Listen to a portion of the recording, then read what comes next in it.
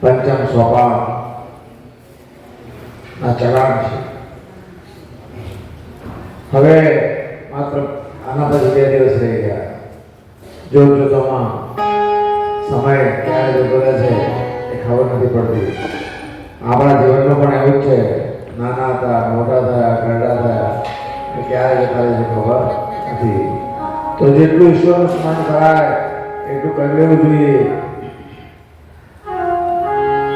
તો હવે આપનો વધુ સમય ન દેતા શાસ્ત્રીજીને નમ્ર નિવેદન કરીશ કે તેઓ શિવ મહાપુરાણ જ્ઞાન યજ્ઞનું રસપાન કરાવે.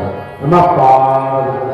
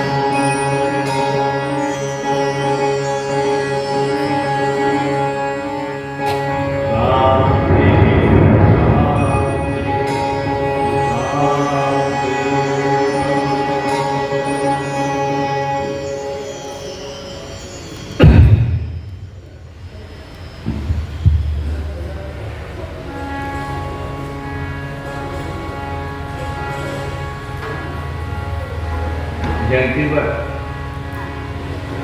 વિનોદભાઈ, ઓ વિનોદભાઈ, આ બાજુ આવી જજો. તમે કથા મંડપમાં આવી જજો.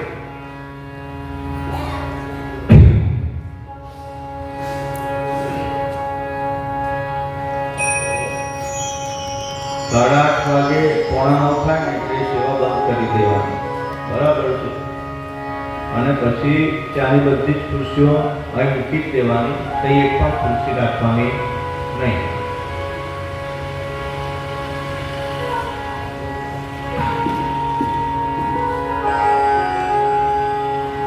જોત જોતામાં આજે આપણી કથામાં 5મો દિવસ છે. આવતીકાલે 6થો અને પરમ દિવસે 7મો એટલે સપ્તાહ શ્રવણ જે આપણું અનુષ્ઠાન છે 7 દિવસનું પૂર્ણ થશે. આજે કથાના સત્રમાં પ્રથમ કુમાર કાર્તિક સ્વામીનો જન્મ થશે અને ફરી વખત મલ્લિકાર્જુન દાદા ક્યારે બોલાવે હવે તો દાદાને ખબર છે. તો એક વખત તો બોલાવી લીધા છે આપણને અને આપણે આવી પણ ગયા છે, તો એનો ભરપૂર ફાયદો ઉઠાવવો જોઈએ.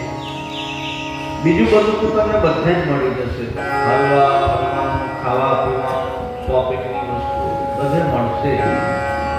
પરંતુ આવો લાવો, લાવો શબ્દ દરેક માટે નથી વપરાતો. લાવો એટલે કે કેટલા યત્ન કરીએ, પ્રયત્ન કરીએ તો પાછળના દિશામાં યત્ન કરીએ, પ્રયત્ન કરીએ અને એ પ્રયત્નનું જતન કરીએ. શું કરીએ?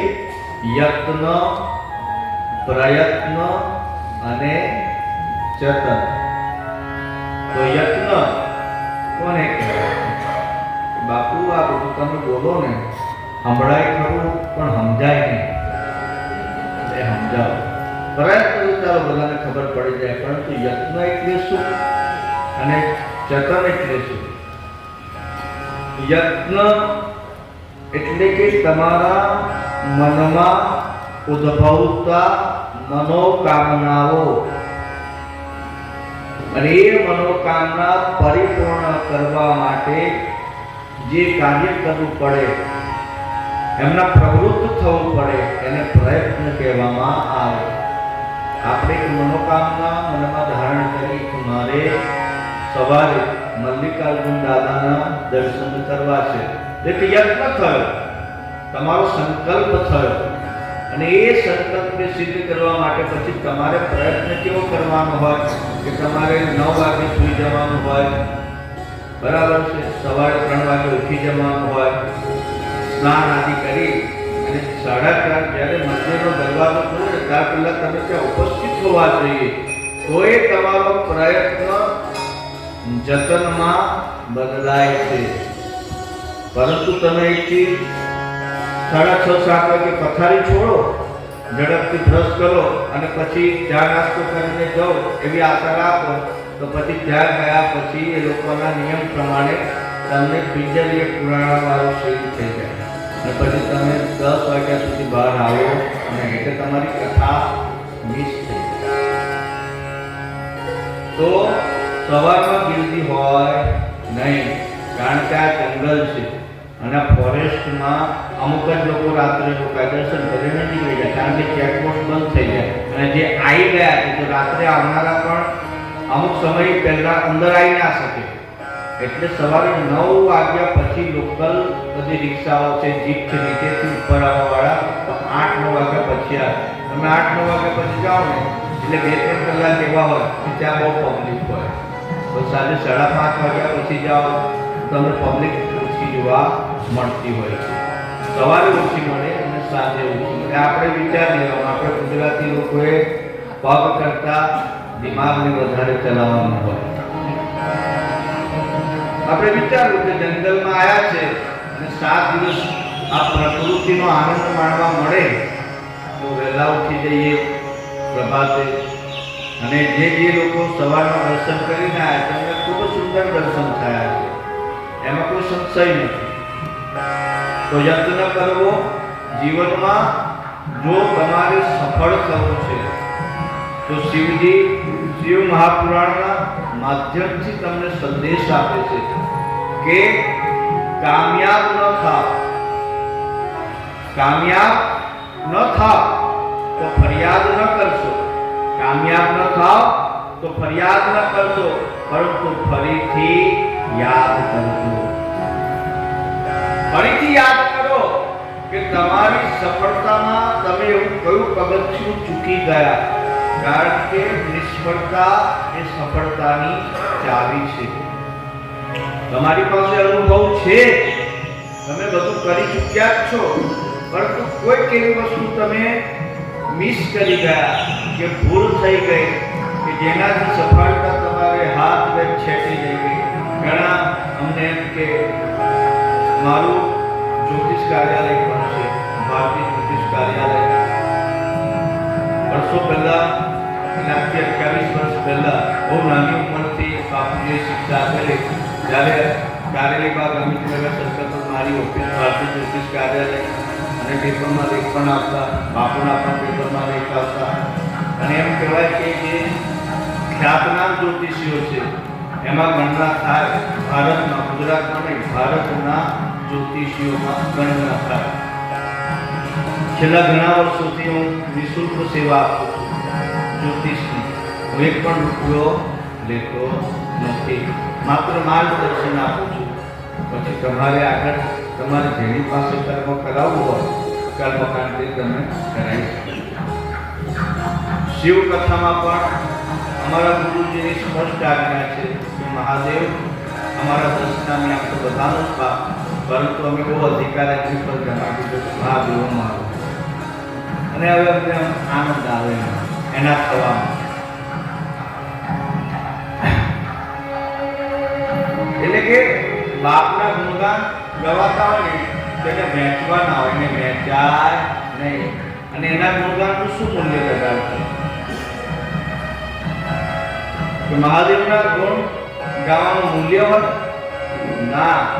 હા, તમે જે કંઈક સપ્રેમ ભેટ અર્પણ કરો, જે અમારા આશ્રમને અનુલક્ષીને વડોદરા ખાતે અમારો એક નાનકડો આશ્રમ છે, ઉદાસીન આશ્રમ.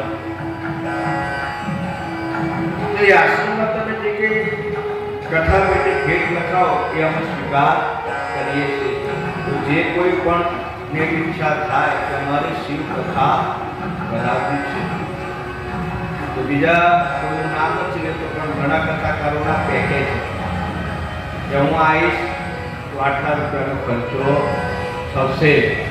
મારે એવું કશું ખર્ચો હોતો નથી. મારે તો એક જ વાત હોય કે 9 દિવસ મને તમે એમ કહો કે બાજ્યા ઓટલા પર ખાટું નાખીને તમે વ્યાસપીઠ બનાવી આપો, પણ મારા મહાદેવની વ્યવસ્થા તમારે સાચવવી પડે, એની મર્યાદા તમારે સાચવવી પડે.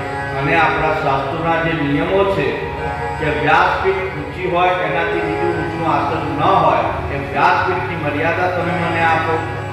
બીજું કે તમારા સુધી મારો અવાજ પહોંચી શકે, કારણ કે બધા બેઠા હોય અંદર વાતો કરતા હોય એટલે સાઉન્ડ પોલ્યુશન બહુ થઈ જતું હોય. તો છેક સુધી અવાજ સંભળાય એવું એક નાનકડું આવું સાઉન્ડ જોઈએ. અમારા જે સંગીતકાર ભાઈઓ આવે છે એ એમ કે બાપુ તમે સંન્યાસી પણ અમે તો દરબારી છે. એટલે કે અમારે તો વાતે સાચી છે. અહીંયા આગળ એમનું કામ ધંધો નોકરી છોડીને આવે તો આપણે એમને કંઈ ને કંઈ તો આપવું પડે. અને એ પણ બધા બહુ સાથ સહકાર આપે છે. કોઈ કથામાં એવું હોય એમને કંઈ કે ભાઈ સેવા કરવાની તો સેવા કરવા તૈયાર રહે છે.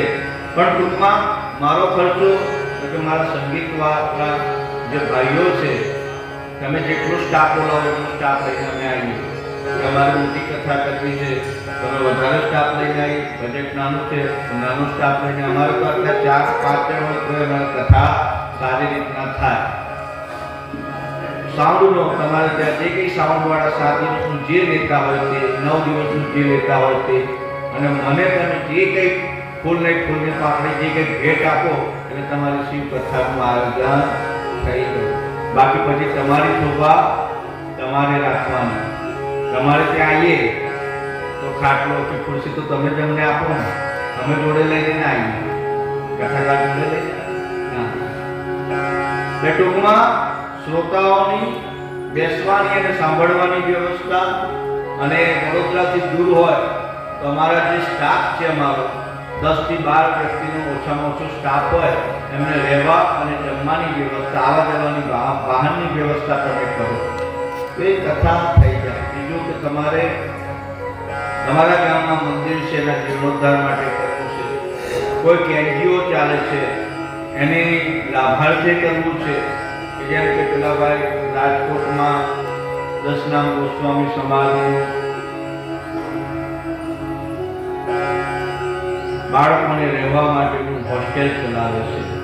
કોઈ સંસ્થાના લાભાર્થે કરવું હોય કે કંઈ પણ લાભાર્થે કરવું હોય કે જે કંઈ પણ ફંડ આવે અમે એમને જ આપી દેતા હોઈએ છીએ. એ અમને જે ફંડમાંથી ભેટ આપે તે અમે સ્વીકારીએ. ટૂંકમાં તમારામાંથી કોઈને પણ ઈચ્છા થાય કે અમારે શિવ મહાપુરાણ કથા કરાવવી છે, મારો નંબર બધા પાસે છે, નયન બાપુનો નંબર પણ બધાની પાસે છે. અમારી આખી મેનેજમેન્ટની ટીમ તમારી સાથે ખડે પગે ઊભી રહેશે. તમને કદાચ એવું થાય કે અમે જીવનમાં પહેલી જ વખત કથા કરાવીએ છીએ, ચિંતા ના કરશો.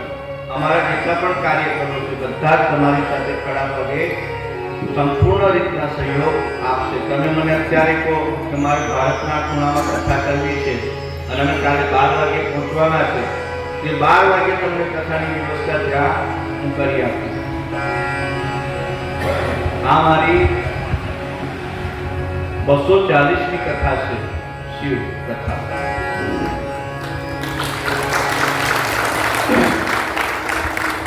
આગામી ઘણી બધી કથાઓ એડવાન્સમાં બુક છે, જેથી કરીને તમારે કથા લેવી હોય તો એડવાન્સમાં તમે મળો તો યોગ્ય સમય. કોઈને એમ છે કે ભાઈ શિવરાત્રી પર કરવી છે, કોઈને એમ હોય કે ધનારકમાં કરવી છે.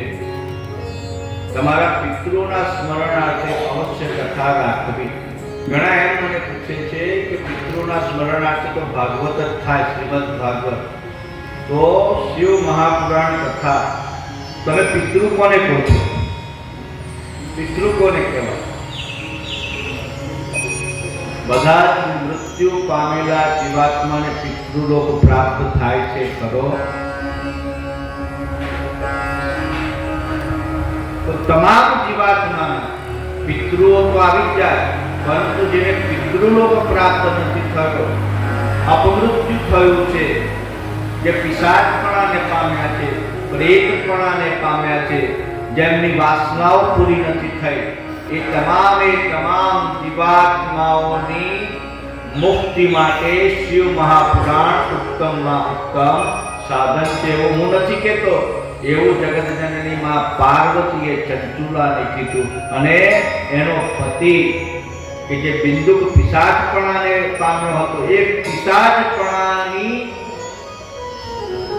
આપદામાંથી મુક્ત કરાવવા માટે શિવ મહાપુરાણ કથાનું આયોજન સ્વયં દેવી પાર્વતીએ કર્યું છે.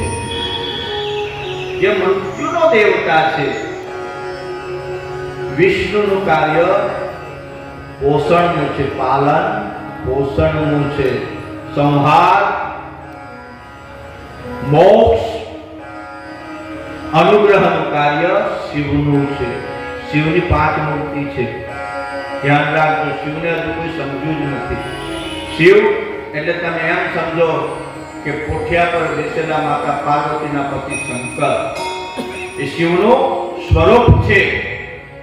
શિવ નિરાકાર સ્વરૂપે રહેલા છે, જે સર્વત્ર વ્યાપ્ત છે, જે પંચતત્વમાં એનામાંથી બધા તત્વો છૂટા પડ્યા છે. વિષ્ણુની ઉત્પત્તિ પણ શિવમાંથી થઈ છે. જ્યારે બ્રહ્માએ સૃષ્ટિનો પ્રારંભ કર્યો ત્યારે સૌ પ્રથમ માનસિક સૃષ્ટિની રચના કરી. કેવી સૃષ્ટિ? માનસિક સૃષ્ટિ.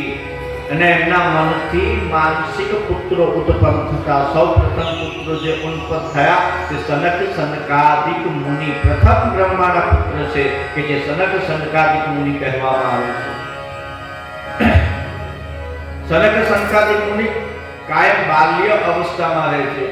તમે કોઈ પૌરાણિક મંદિરમાં જાઓ તો 4 આવડા ઋષિઓના ફોટા હશે, અને જેને બધા જ ઋષિઓ પગે લાગતા હોય. રામચંદ્ર ભગવાન પણ જેને પગે લાગતા હોય, વિષ્ણુ ભગવાન પણ પગે લાગતા હોય, બધા જ સનક સનકાદિક મુનિ છે. સનક સનકાદિક મુનિ બ્રહ્માના પ્રથમ માનસ પુત્ર, મનથી ઉત્પન્ન થયા. મનોમય કોષ છે. મનથી ઉત્પન્ન થનાર દેવને મનોમય કોષ અર્પણ કરવામાં આવે છે. ત્યારબાદ દક્ષ પ્રજાપતિ, સપ્ત ઋષિઓ, એ બધા માનસ પુત્રો કહેવામાં આવે છે.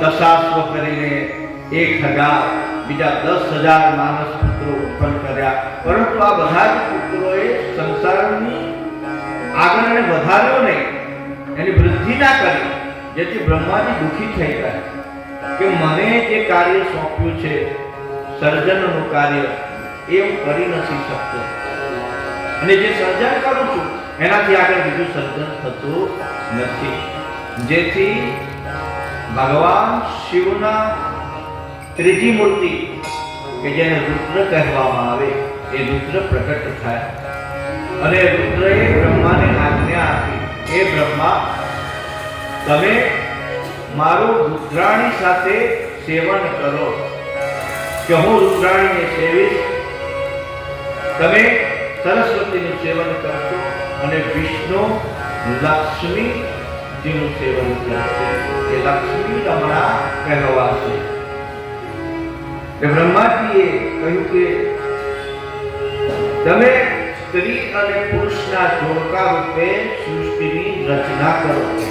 બ્રહ્માજીએ આશંકા વ્યક્ત કરી કે રુદ્ર દેવતા મહાદેવ, જગતમાં સ્ત્રીનું કોઈ જ નથી, તો સ્ત્રી એટલે બ્રહ્મા વિષ્ણુ મહેશે માં ભગવતી ભવાનીની સ્તુતિ કરી છે કે હે માં શિવમાં, તમે આરતીમાં ગાઓ છો, એ બે એક સ્વરૂપ અંતર નવધરસો ભોળા ભવાનીને ભજતા. એટલે ભવાની ભોળા છે ને, પણ ભોલા એટલે મહાદેવ શિવ. ભોલા ભવાનીને ભજતા ભવસાગર તરસો. રોજ આપણે કહીએ પણ અર્થ ખબર પડતો નથી કે કવિ શું કહેવા માંગે છે. વેદોની વાણી એ ઈશ્વરની વાણી છે અને એ વાણીને યોગ માર્ગથી જે સપ્ત ઋષિઓના, તમે જે તમારી પાસે જે ઋષિનું નામ લાગે ને તમે તમારું ગોત્ર પૂછવામાં આવે, અમારું વશિષ્ઠ ગોત્ર, અમારું ભારદ્વાજ ગોત્ર, અમારું વૈશંપાયન ગોત્ર, અમારું જમદગ્નિ ગોત્ર, અમારું અત્રિ ગોત્ર, અને પછી તમને વિસ્મૃતિ થઈ ગઈ હોય કે વિસ્મૃતિ કેમ થાય? કારણ કે તમે વિભક્ત કુટુંબની પ્રથામાં આવી ગયા. તમારા ઘરડિયાઓ પૂર્વજો જે રીતિ રિવાજ કરતા, હવે પેલો ભાઈ નોકરી કરવા તો બીજી સિટીમાં ગયો હોય, નવી વહુ આવી હોય અને એ કદાચ એના પ્રસંગોમાં હાજરી ના આપી શકે ને એમાં સાસુમાં ગુજરી જાય, તો પછી વહુને ખબર પડે ને કે મારે શું કરવું. અને કુટુંબમાં કોઈ જોડે સંબંધ ના રાખ્યા હોય, કાકા મોટા જોડે કે કોઈની જોડે કોઈ દિવસ લગ્ન પ્રસંગમાં કહેવા માતાજીના નૈવેદ્યમાં કે કદી જતા ના હોય, એટલે પછી એમ કે વિસ્મૃતિ થઈ જાય. ઘણાને તો એમ પણ નથી ખબર હોતી કે અમારા કુળદેવી કયા, અમારા કુલદેવતા કોણ, અમારા ઈષ્ટ દેવતા કોણ. જ્યારે સંકલ્પ મૂકે ત્યારે બ્રાહ્મણ કહે કુલદેવી નમઃ, કુલદેવતાભ્યો નમઃ, ઈષ્ટ દેવતાભ્યો નમઃ, ગ્રામ્ય દેવતાભ્યો નમઃ, સ્થાન દેવતાભ્યો નમઃ, સ્થળ દેવતાભ્યો નમઃ. અત્યારે સ્થળના દેવતા કોણ છે? લલિત અંબિકાજીના સાનિધ્યમાં બેઠા છે. અને સ્થાન દેવતા, ગ્રામ્ય દેવતા મલ્લિકાર્જુન મહાદેવ છે. અને ક્ષેત્રપાલ કોણ છે? વીરભદ્ર ભૈરવ ક્ષેત્રપાલ છે. અને અહીંના લોક દેવતા કોણ? તો કુમાર કાર્તિકેય કે જેમના. અને મુનિ કોણ? તો અગસ્ત્ય મહામુનિ કે જે મેરુ પર્વત ઓળંગીને આ બાજુ આવ્યા. મેરુ પર્વત આ ઉપરની તરફ વધતો, વિંધ્ય પર્વત ઓળંગીને આવ્યા અને વિંધ્ય ઉપરની જગ્યાએ પછી બધા ઋષિમુનિઓ કહ્યું કે આમ વધી જશે તો અમારે આ સૂર્યના કિરણો અમારા સુધી નહીં પહોંચે, તમે એને સમજાવો. એટલે ભગવાને અગસ્ત્ય મહામુનિ કહ્યું કે તારે વધવું જોઈએ તો ઉપર નહીં પણ આ માળો વધે.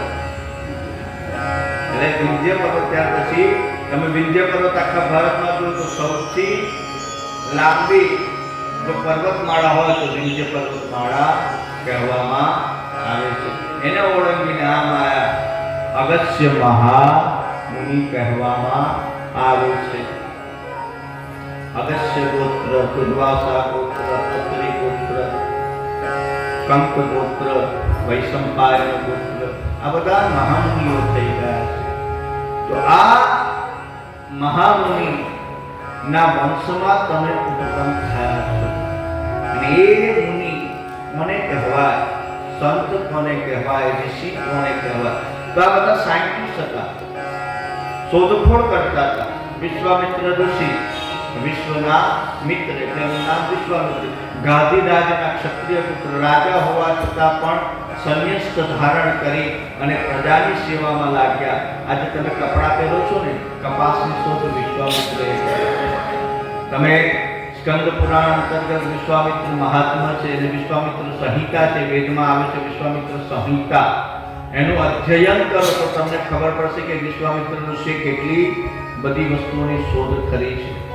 રામાયણમાં જ્યારે દશરથ રાજાનો જન્મદિવસ હોય છે ત્યારે એમના કુલગુરુ વશિષ્ઠજી એમના વિદ્યુત યંત્રની ભેટ આપે છે. એટલે આ જે દીવો છે ને એની ભેટ આપે છે રામાયણમાં. પરંતુ પુરાણ વેદની માની લો કે તમે વેદાભ્યાસ નથી કર્યો, સંસ્કૃત તમને નથી ફાવતું, તો વેદને સરળ કર્યું. 4 વેદને, આમ તો 5 વેદ છે, પંચમ વેદ કહેવામાં આવે છે. તો વેદને સરળ કરી અને ઉપનિષદોની રચના કરી, એટલે એને ડિવાઇડેશન કરી દીધું. 108 ઉપનિષદ છે. ઉપનિષદ તમને સમજમાં ના આવ્યા તો પછી ઉપનિષદનું વધારે સરળીકરણ કર્યું, સરળ રીતના રજૂઆત કરી, તે છે પુરાણ. પુરાણ એટલે કે ગપગોળા નથી, પરંતુ કવિને એવી છૂટ હોય કે એને ઉપમા આપે. મારે એમ કહ્યું કે તમે બહુ સુંદર છો, તો પેલો કવિ એમ કે તમે તો ચંદ્રમુખી જેવા દેખાવ, એટલે કે તમે ચંદ્રમુખી ના હો, પણ સમજવાનું કે ચંદ્રમુખીના ફૂલ જેવો તમારો ફેસ છે. તો પુરાણમાં આજ્ઞા કરી છે કે પુરાણની ભાષાના ગુઢાર્થને સમજવાથી તમે સત્યનો પ્રકાશ સમજી શકશો. પુરાણ શું કહેવા માંગે છે તો તમે કથા માટે વેદવ્યાસજી થોડાક અધ્યાય જાય પછી પાછળ તમને કે સાવધાન થઈને સાંભળો. મુનિજનને શું કહે છે કે તમે સાવધાન થઈને સાંભળો,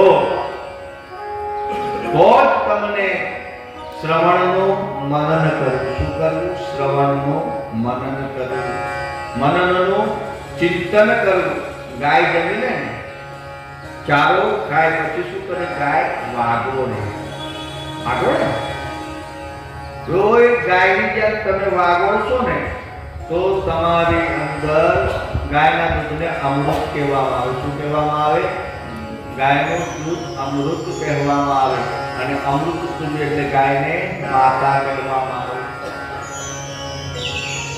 એ જ્ઞાનને તમારે વાગોળવું પડે, સતત એનું ચિંતન કરવું પડે કે આ શબ્દનો અર્થ શું થાય, પુરાણમાં શું કહેવા માંગે છે. તો શિવ મહાપુરાણમાં સ્પષ્ટ શબ્દોમાં કહ્યું છે કોઈ પણ જીવાત્માની મુક્તિ માટે શિવ મહાપુરાણથી ઉત્તમ કોઈ બીજું સાધન નથી, નથી ને નથી. કારણ કે શિવજી સંહારના દેવતા છે. સ્મશાને સ્વાપીડા સ્મદહરતિ સાચા સહજલા ચિતાસ્પસ્માને પત્રકે ન કરોટી પરિકર અમંગલ્યમ શિવમ તવ ભવતુ નામે અખિલુત્થાતે સ્વરૂપના. તો જે સ્મશાનવાસી છે કે જેમને મૃત્યુ સમયે દરેક જીવાત્માને શિવજીના દર્શન થાય છે. કોઈ એવો જીવાત્મા નથી કે જેને શિવજી દર્શન આપતા નથી. અંત સમયે એના દર્શન થાય છે. માટે જગતગુરુ શંકરાચાર્ય લખ્યું વ્યાસસ્તે અવસાન સમયે કૈલાસ લોકમ ગતમ. પરંતુ તમારી જેવી વૃત્તિ હોય એવો બીજો જન્મ, બીજું ખોડિયું તમને પ્રાપ્ત થાય. આત્મા અલિપ્ત છે, એને કોઈ બંધન નથી. આત્માને કોઈ સળગાવી શકતું નથી, આત્માને જળ ડુબાડી શકતું નથી. આત્મા શુદ્ધ છે, પરંતુ મૃત્યુ એને ઘેરી વળે છે. મન, તમે પરબ્રહ્મના અંશ છો. તમે કોણ છો? परब्रह्मना अंश छो, परंतु माया परब्रह्म के अंश जीवा को चिपकी झूठी माया. माया केवी छे? झूठी छे. सत्य कोण छे? सच्चिदानंद स्वरूप अहम हूँ.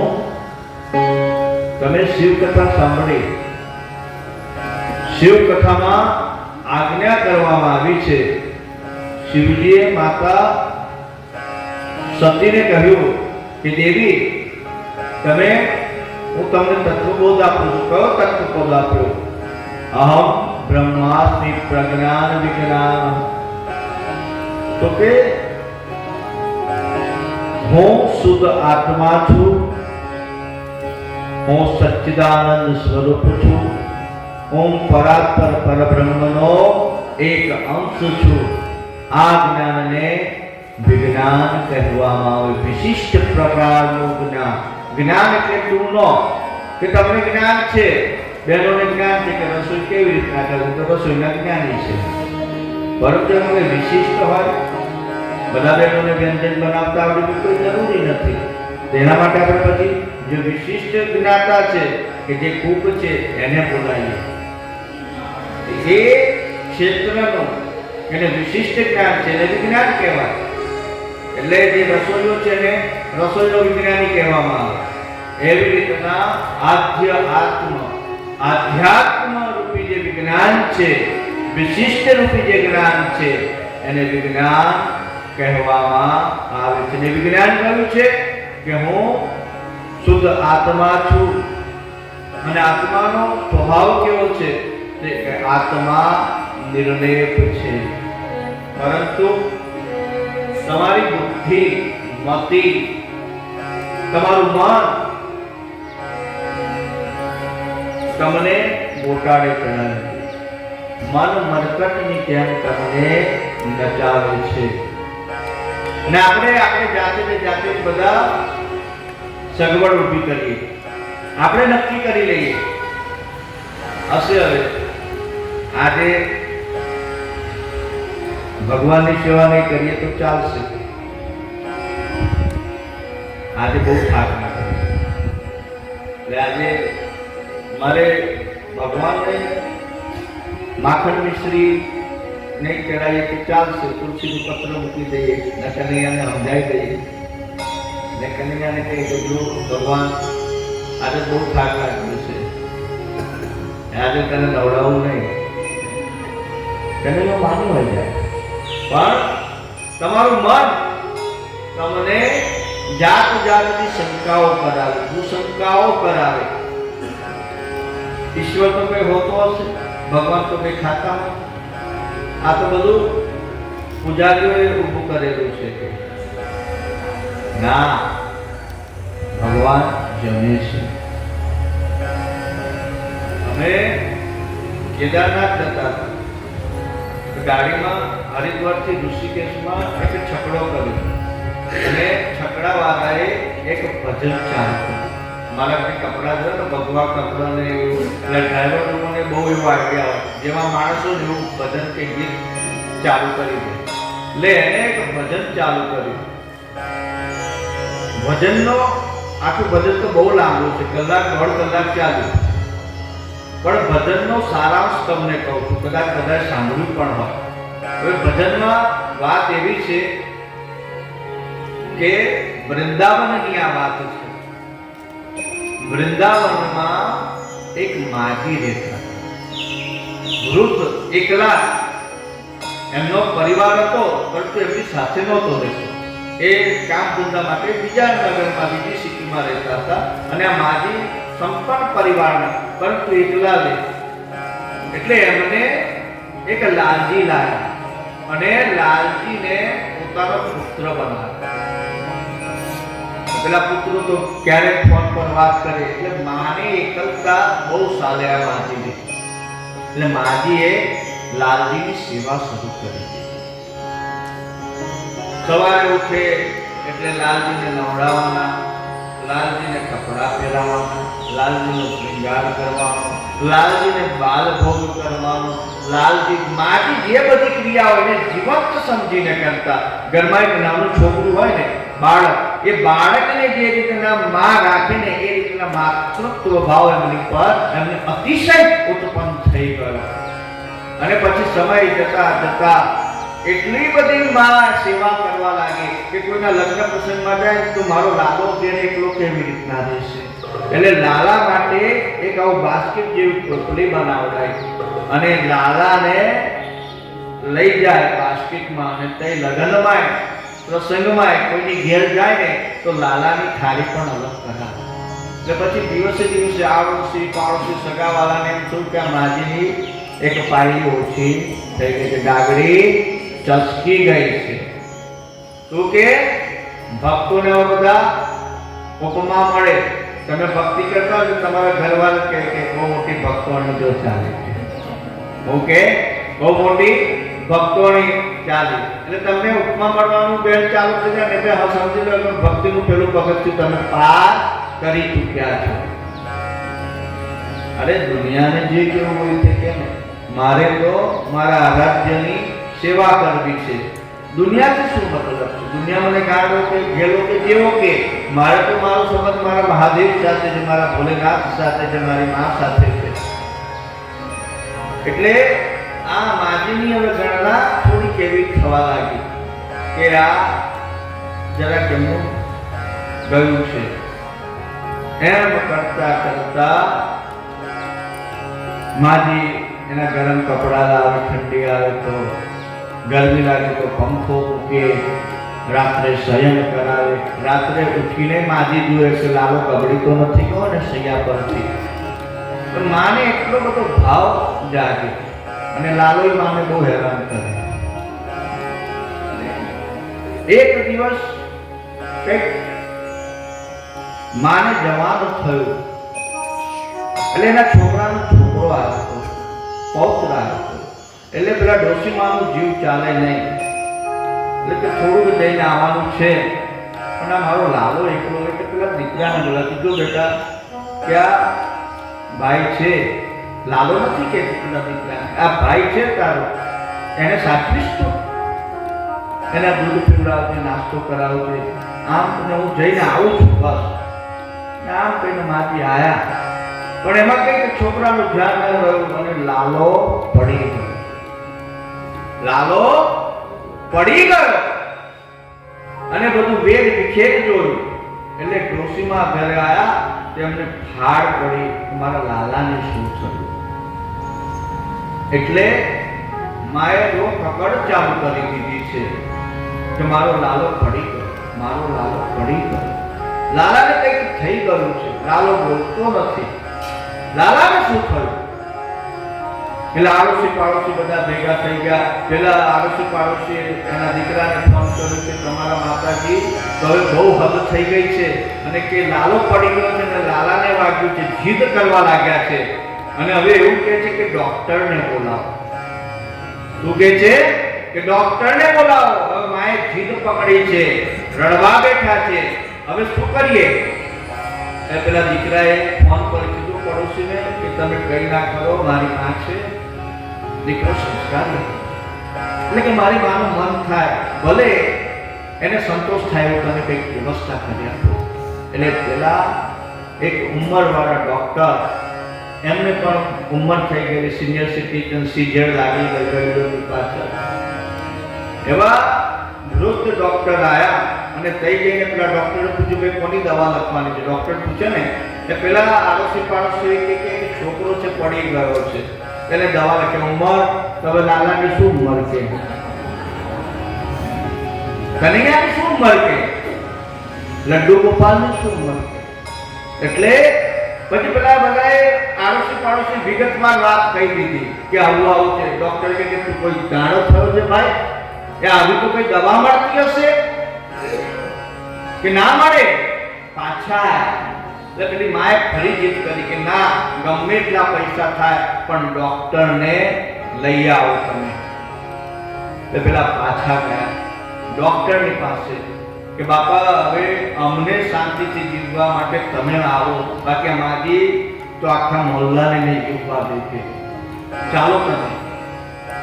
એટલે ડોક્ટરે એની પેટી હાથમાં લીધી છે, માજીના ઘેર આવ્યા અને આમ જોયું અને જાણે તપાસતા હોય એમ કરી કે કહ્યું કે લાલો નથી રહ્યો. શું કીધું? લાલો. ડોક્ટરે ઝંઝાળમાંથી છૂટવા કીધું કે લાલો નથી કે.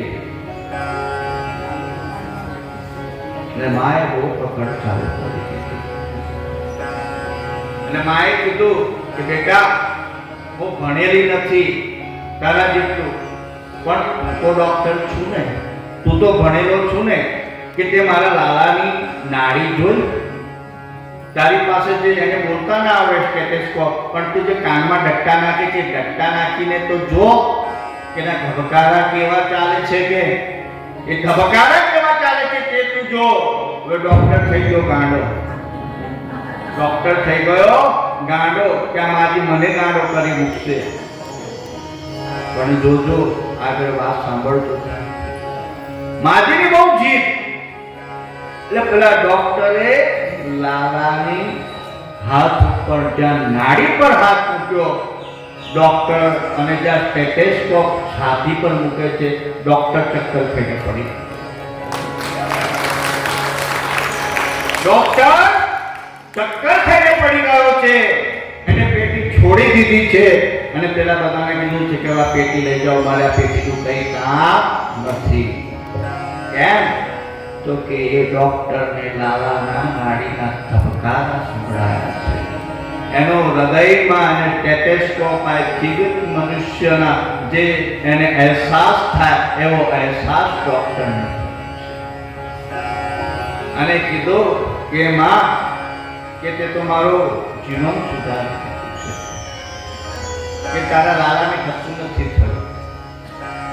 હું ખોટું બોલ્યો, હું ખોટું બોલ્યો તો કે તારો લાલો સારો છે, પણ આ થોડો તોફાની છે ને, એટલે તને હેરાન કરવા માટે થોડી ઘડી તારી સાથે તારા લાલાએ નાટક કર્યું. મનનો ભાવ હતો ઈશ્વર તમારા મનના ભાવથી તમને દર્શન આપે છે. જો તમને એમ થાય કે મારો મહાદેવ છે, મારો ઈશ્વર, ઈશ્વરને ગમે તે નામથી ભજો ને તમે, ઈશ્વર તમારા પ્રેમને વશ છે. પ્રેમ હોવો જોઈએ તમારી અંદર, બાકી બધી ફોર્માલિટી કઈ કામની નથી. તમને મંત્ર નથી આવડતો, કઈ વાંધો નથી, તમે મંત્ર બોલશો તો જ માં તમારી વાત સાંભળશે, કઈ જરૂરી નથી. તમને જે આવડે છે કે માં મારે આ તકલીફ છે, ન કાતો ન માતા ન બંધો ન દાતા ન પુત્રો ન પુત્રી ન પ્રત્યો ન ભરતા ન દાયા ન વિદ્યા ન વૃત્તિર્મમેવ કતિષ્કમ ત્વમેકા ભવાની ન જાનામિ દાનંત ન જાનામિ યોગમ ન જાનામિ તંત્રમ ન જાનામિ સ્તોત્ર મંત્રમ ન જાનામિ પૂજા ન જાનામિ નાસત્ય યોગમ ગતિષ્કમ ત્વમેકા ભવાની ગતિષ્કમ ત્વમેકા ભવાની. કશું જાણતો નથી, શું જાણું છું? તમને ખબર છે કે આ બીજી મિનિટે શું થવાનું છે? આટલા બેઠા છે, કોઈને ખબર છે શું થવાનું છે? ખબર નહીં કલ કી કે મૂરખ બાત કરે તું કલ કી. એક ક્ષણ પછી શું થવાનું છે એની ખબર નથી, અને તું એવા લાંબા આયોજનો કરવા બેઠો કે મારો. અને આપણે કેટલા મૂર્ખ છે કે આપણે એમ વિચારીએ કે મારા છોકરાઓ સુખેથી રહેશે, અને આ છોકરાના છોકરા સુખેથી રહે.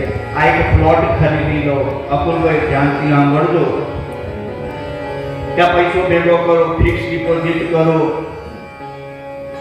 અને છોકરો એવો પાકે કે જા જતી ને બધો જ ઉડાડી મૂકે, પાછા જયા પેલા એને મૂકી દે. ખબર નથી કે કાલે શું થવાનું છે. ખોટો તમે સંગ્રહ કરો છો ધનનો. ધન લક્ષ્મી ચંચલ છે, કદી એ રોકાતી નદીનો જે પ્રવાહ છે કદી એ રોકાય ને વહેતો રહેવો જોઈએ. એક શેઠે એના મુનિમને બોલાયા અને મુનિમને પૂછ્યું, શેઠની ઉંમર થઈ ગઈ એટલે એને ચિંતા થઈ કે મારા છોકરાઓ શું કરશે. એની એટલી બધી ફેક્ટરીઓ, એટલા બધા ગોડાઉનો, એટલા બધી દુકાનો, એને પોતાને ખબર નહીં કે મારી કેટલી સંપત્તિ છે. એને લખાણ કરવા માટે બાર તેર મુનિ એના મુખ્યને બોલાય, મુખ્ય મુનિમને અને કહે કે ભાઈ તું હિસાબ કર કે આપણી પાસે સંપત્તિ કેટલી છે. એટલે 1 મહિના પછી મુનિમાં આવ્યો કે મને 1 મહિનાનો સમય આપો. મહિના પછી કીધું કે તમારું જે જીવનશૈલી છે એ જીવનશૈલી મેન્ટેન રહે, બરકરાર રહે, તો તમારી 7 પેઢી સુધી કોઈ એક કશું પણ ના કરે ને તેને કંઈ કરવાની જરૂર નથી, એટલી સંપત્તિ તમારી પાસે છે. અને એ રાત્રે આ ડોસાને ઊંઘ ના આવી. એની એવી ચિંતા પેટી કે 7મી પેઢી પછી શું, મારી 7મી પેઢી પછી શું કરશે. એને એ રાતે ઊંઘ ના આવી, તબિયત બગડી ગઈ. એટલે એના ગુરુજીને વાત ખબર પડી કે આ કંઈક ભેરવાયો લાગે છે. એટલે ગુરુ મહારાજ આયા, કીધું કે શું થયું બેટા? કે બાપજી આવું થયું ને આપણી પાસે આટલું ધન છે, ઘણા આશ્રમમાં દાની પુરુષ, ધાર્મિક પુરુષ, એવું નહીં કે દાન ધર્મ, પણ અને મને આ ચિંતા થઈ ગઈ. એટલે ગુરુજી બહુ હોશિયાર હતા. એટલે કે કઈ વાંધો નહીં, કે મારું એક કામ તું કરીશ. તો કે બોલો ને, શું કરવાનું છે? તમે આજ્ઞા કરો. તો કે કશું નથી કરવાનું, કે તારા નોકરને કે 5 કિલો બાજરીનો લોટ લઈ આવ. 5 કિલો બાજરીનો લોટ મંગાવો અને કે તારું આ ઘર છે ને, તારું આ જે મહેલ જેવું મકાન, એને થોડીક આગળ જઈશ કે 4 રસ્તા આવે છે ને, ત્યાંથી તું ડાબી બાજુ તારી કંપનીની ડાબી બાજુમાં તું જમણી બાજુ જશે ને, થોડેક તળાવના કિનારે એક બહેન રહે છે. એ બહેનને મારે આ ઉછીનો આટો છે આપવાનો છે, આપી આવીશ, પણ તું જાતે જજે, બીજા કોઈને મોકલતો નહીં. આ કામ મારા વખતે તારે કરવાનું. કઈ વાંધો નહીં. એમ ચિંતામાં હતો. ગુરુજીએ કામ સોંપ્યું. નહીં ધોઈ ચા નાસ્તો કરી, બ્રેકફાસ્ટ કરીને ભાઈ નીકળ્યો ગાડી કાઢીને. એક ઝૂંપડામાં માજી રહે અને પેલો શેઠ ઉતર્યો, તેને ત્યાં કે 2-3 સાધુ જમીને નીકળ્યા. સદાવ્રતનું કાર્ય કર્યા બેન. એટલે પેલા શેઠને ખબર નહીં અને કીધું કે લો આ બાપજીએ 5 કિલો લોટ મોકલ્યો છે. પેલા બેનને લેવાની ના પાડી દીધી કે મારે નથી જોઈતો. કેમ? તો કે આજનું મારું જે ભોજન હતું ને એ બધું સેવા મારી પૂર્ણ થઈ ગઈ, તો કે કાલે વાપરજો. અરે કાલની ચિંતા હું શું કરવા કરું? કાલની ચિંતા કરવામાં તો ઠાકોર બેઠો છે ને, મારો મહાદેવ બેઠો છે ને, કાલની ચિંતા એ કરશે, મારે શું ચિંતા કરવાની?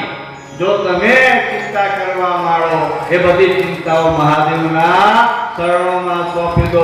એ તમારું ધ્યાન રાખતા કરતા ધરતા પરબ્રહ્મ પરમેશ્વર મહાદેવ જેને એના શરણમાં આવ્યા હોય ને, તો પછી ચિંતા કરવાની કોઈ જરૂર રહેતી નથી. પરંતુ તમારું મન સંશયશીલ છે, આત્મ તત્વને તમે જાણતા નથી અને માયામાં તમે ફસાયેલા છો. સત્ય જાણવા છતાં પણ, દ્રશ્ય જાણવા છતાં પણ અદ્રશ્ય છો, દ્રષ્ટા હોવા છતાં પણ અદ્રષ્ટા છો. એ આત્મ નહીં પરંતુ મનનો સ્વભાવ છે. જગત જનની માં જગદંબા માતા પાર્વતી ગ્રહસ્થ સંસાર ખૂબ સુંદર રીતના ચાલી રહ્યો હતો. કૈલાસ લોકમાં હવે કૈલાસ લોકમાં માતાજી આવી ગયા.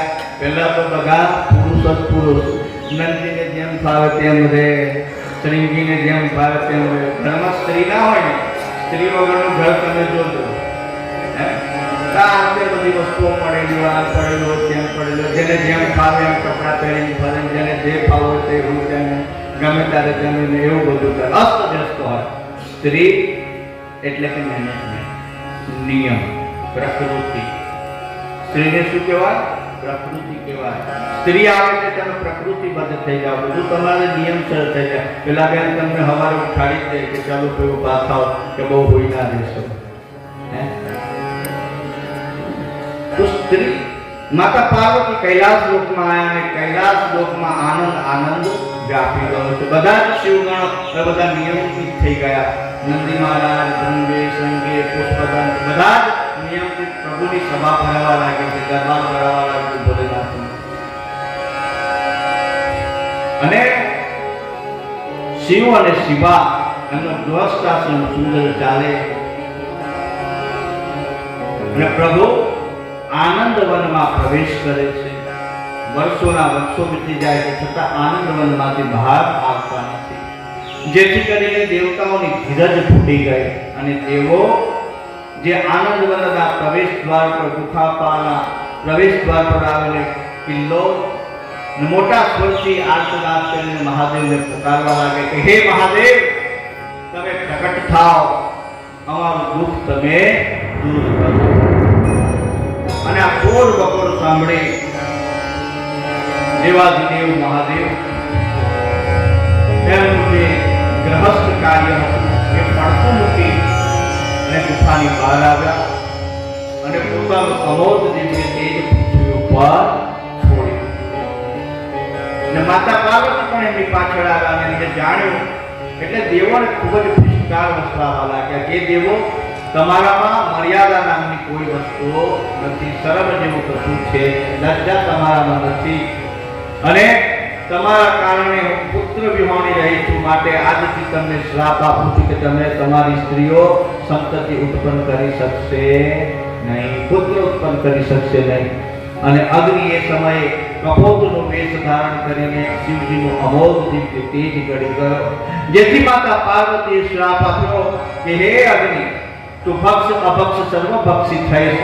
આજથી તું જે કંઈ ગ્રહણ કરીશ તે બધા જ દેવોના શરીરમાં વ્યાપ્ત થઈ જશે.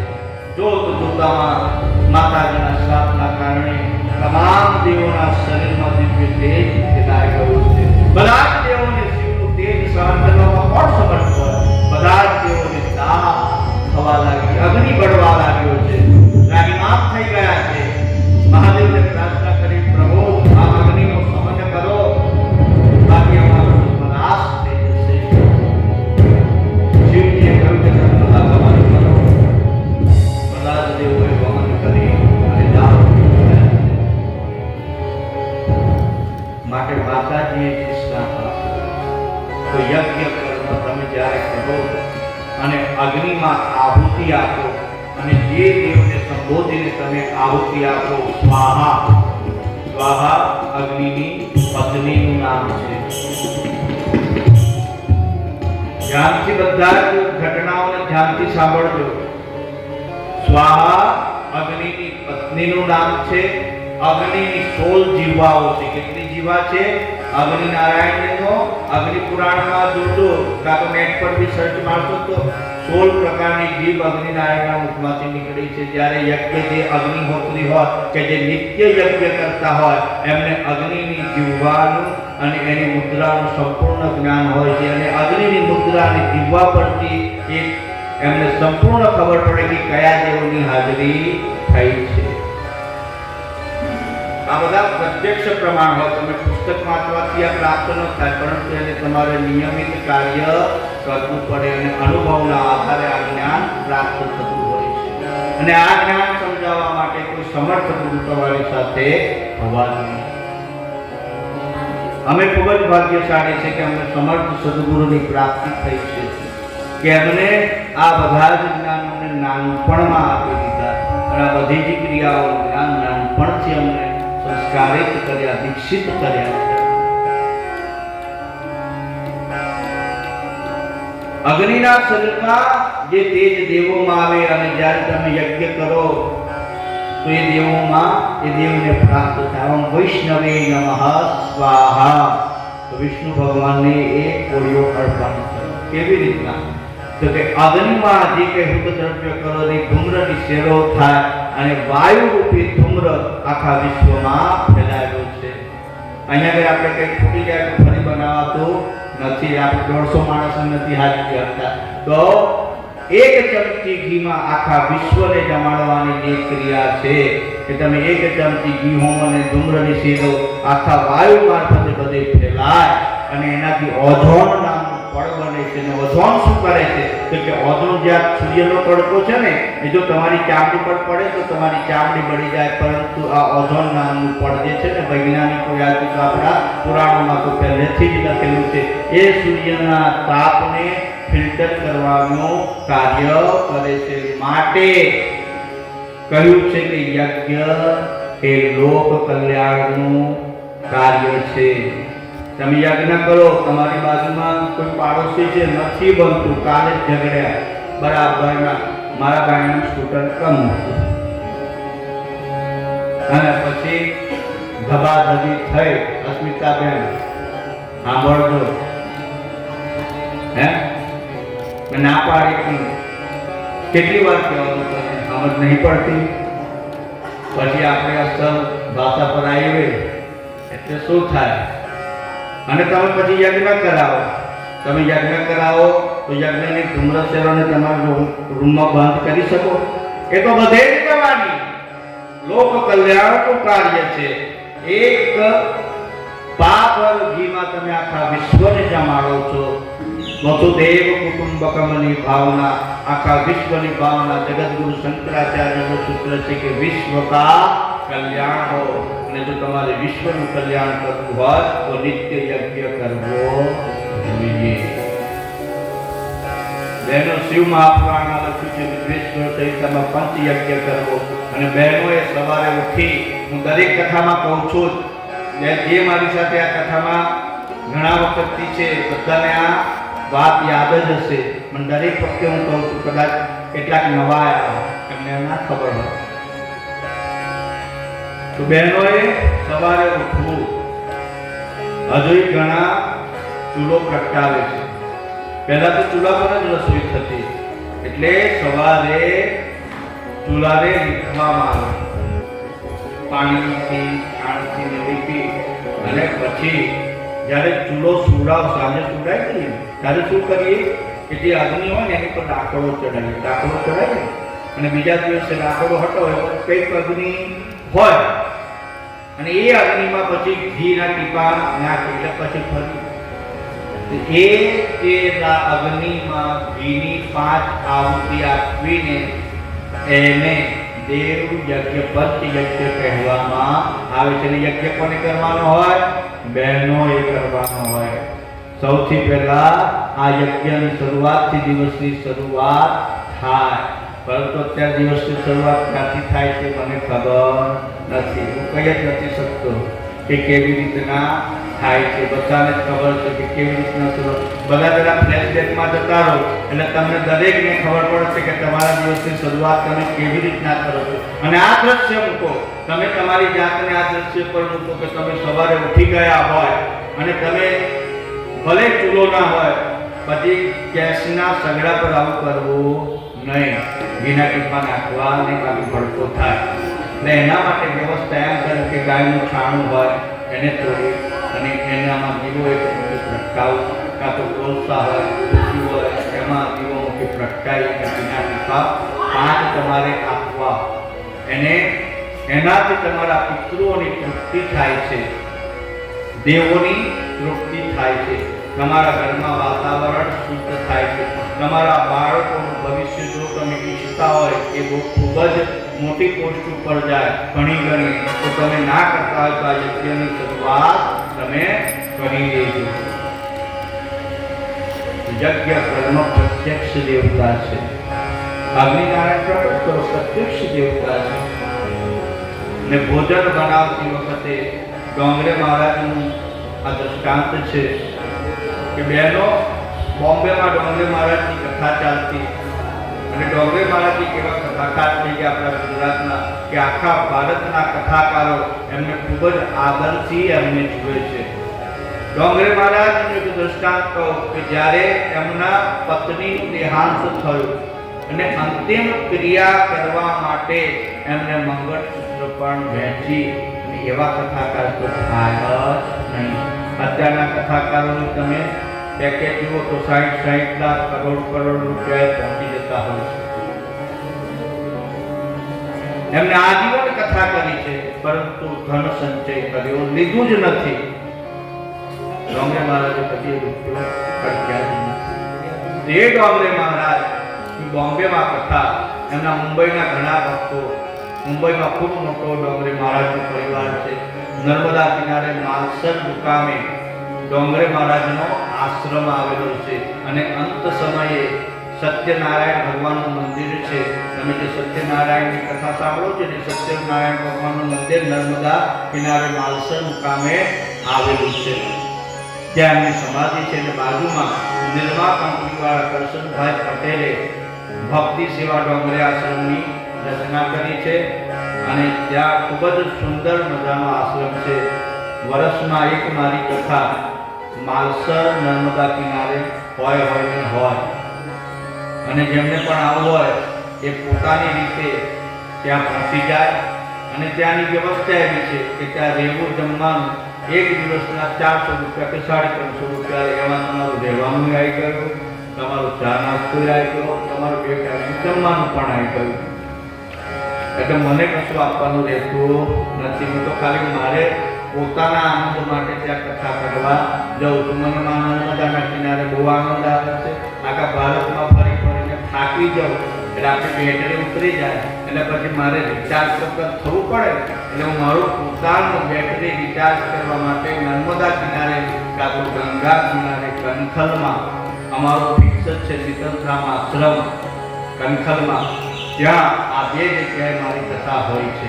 જેમને પણ જોડાવું હોય તે જોડાઈ શકે છે. કનખલનું મારું પેકેજ રહેતું હોય છે એક વ્યક્તિનું માત્ર 6,000. 6,000માં તમારે આવા જવાની ટિકિટ, રહેવું, ખાવું પીવું બધું જ આવી ગયું. અને અહીંયા પણ તમે જે આવ્યા છો ને એ માત્ર તમે મને 1 રૂપિયો તમારામાંથી પ્રાપ્ત થતો નથી. ધ્યાન રાખજો. તમારી અંદર હું અમારું ટ્રસ્ટ 3,000 થી 3,500 દરેક વ્યક્તિમાં અમારું ટ્રસ્ટ જોડે છે, પૈસા મૂકે છે તમારી પાછળ. અને એ દાતાઓ કે જેમ કે આ કથા તમે સાંભળો છો તો કથા તમારી રૂમનો એક દિવસનું આટલું ભાડું હતા, હોલનું ભાડું કેટલું હશે? કશું મફતમાં નથી હોતું. ધ્યાન રાખજો. આ હોલનું ભાડું, એમને જગ્યા આપી દીધી, જગ્યાનું ભાડું. આ બેનો જે કચરો કાઢે છે ને એના રોજના 2,000 રૂપિયા ગણેલા છે. ખાલી આ ઝાડુ મારે ને એના રોજના 2,000 આપણે એમને આપવાનું. આ જે લાઇટો પડે ને એનું ભાડું, આ જે સાઉન્ડવાળા ભાઈ છે એનું ભાડું, આ જે વ્યાસપીઠ લગાડી, ખુરશીઓ લગાડી, આ જે ટેબલો મૂક્યા એનું ભાડું, આ જે રસોઈ તમે જમો છો, વાસણો છે, આ છે તે છે, બધાનું ભાડું, એમની સાથે જે રસોઈ કરવા આવેલા છે એમનો પગાર, એમને લાવવા લઈ જવા. આજે મ્યુઝિશિયન છે, મારી 22 જણની ટીમ છે, 22 થી 25 જણ. હવે એમનો એક જણનો ખાલી કાચો ખર્ચો 20,000 છે તો 5 લાખ તો થઈ જાય. એટલે આ માત્ર ને માત્ર મારો સંકલ્પ છે કે 12 જ્યોતિર્લિંગ ઉપર શિવ કથા કરવી. અને એમાં દક્ષાબેન જેવા, રોહિણીબેન જેવા, અમારા વિજયબેન જેવા, આ નર્મદાબેન જેવા, આ મિતાલીબેન જેવા, પછી આ પંચાલ સાહેબ છે જેમને પોથી મૂકી અને કંઈક અમને અનુદાન કર્યું કે આ તમે રકમ રાખો કે જે તમારા મેનેજમેન્ટમાં વધારાનો જે ખર્ચો છે ને પહોંચી બધા. અને બહાર નીકળો એટલે ખર્ચાનો કંઈ હોય નહીં, કંઈ નક્કી ના હોય. તમે નક્કી કર્યું હોય કંઈ ને ખર્ચો આવી જાય કંઈક બીજો. તો આ બધાને ખર્ચને પહોંચી વળવા કંઈક તો કરવું પડે. બાકી અહીં આવ્યા પછી તમે આમ કહીએ કે ભાઈ ના, એમ કીધું હતું કે ભાઈ મલ્લિકાર્જુનમાં ત્યાં ગયા પછી બસ છૂટી જશે, 7 દિવસ બસ ઊભી રાખે તેનો ખર્ચો કોણ આપે?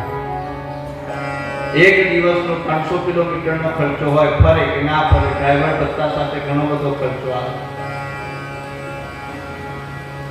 તો એ નજીકમાં આપણે જાતે પણ જઈ શકતા હોઈએ.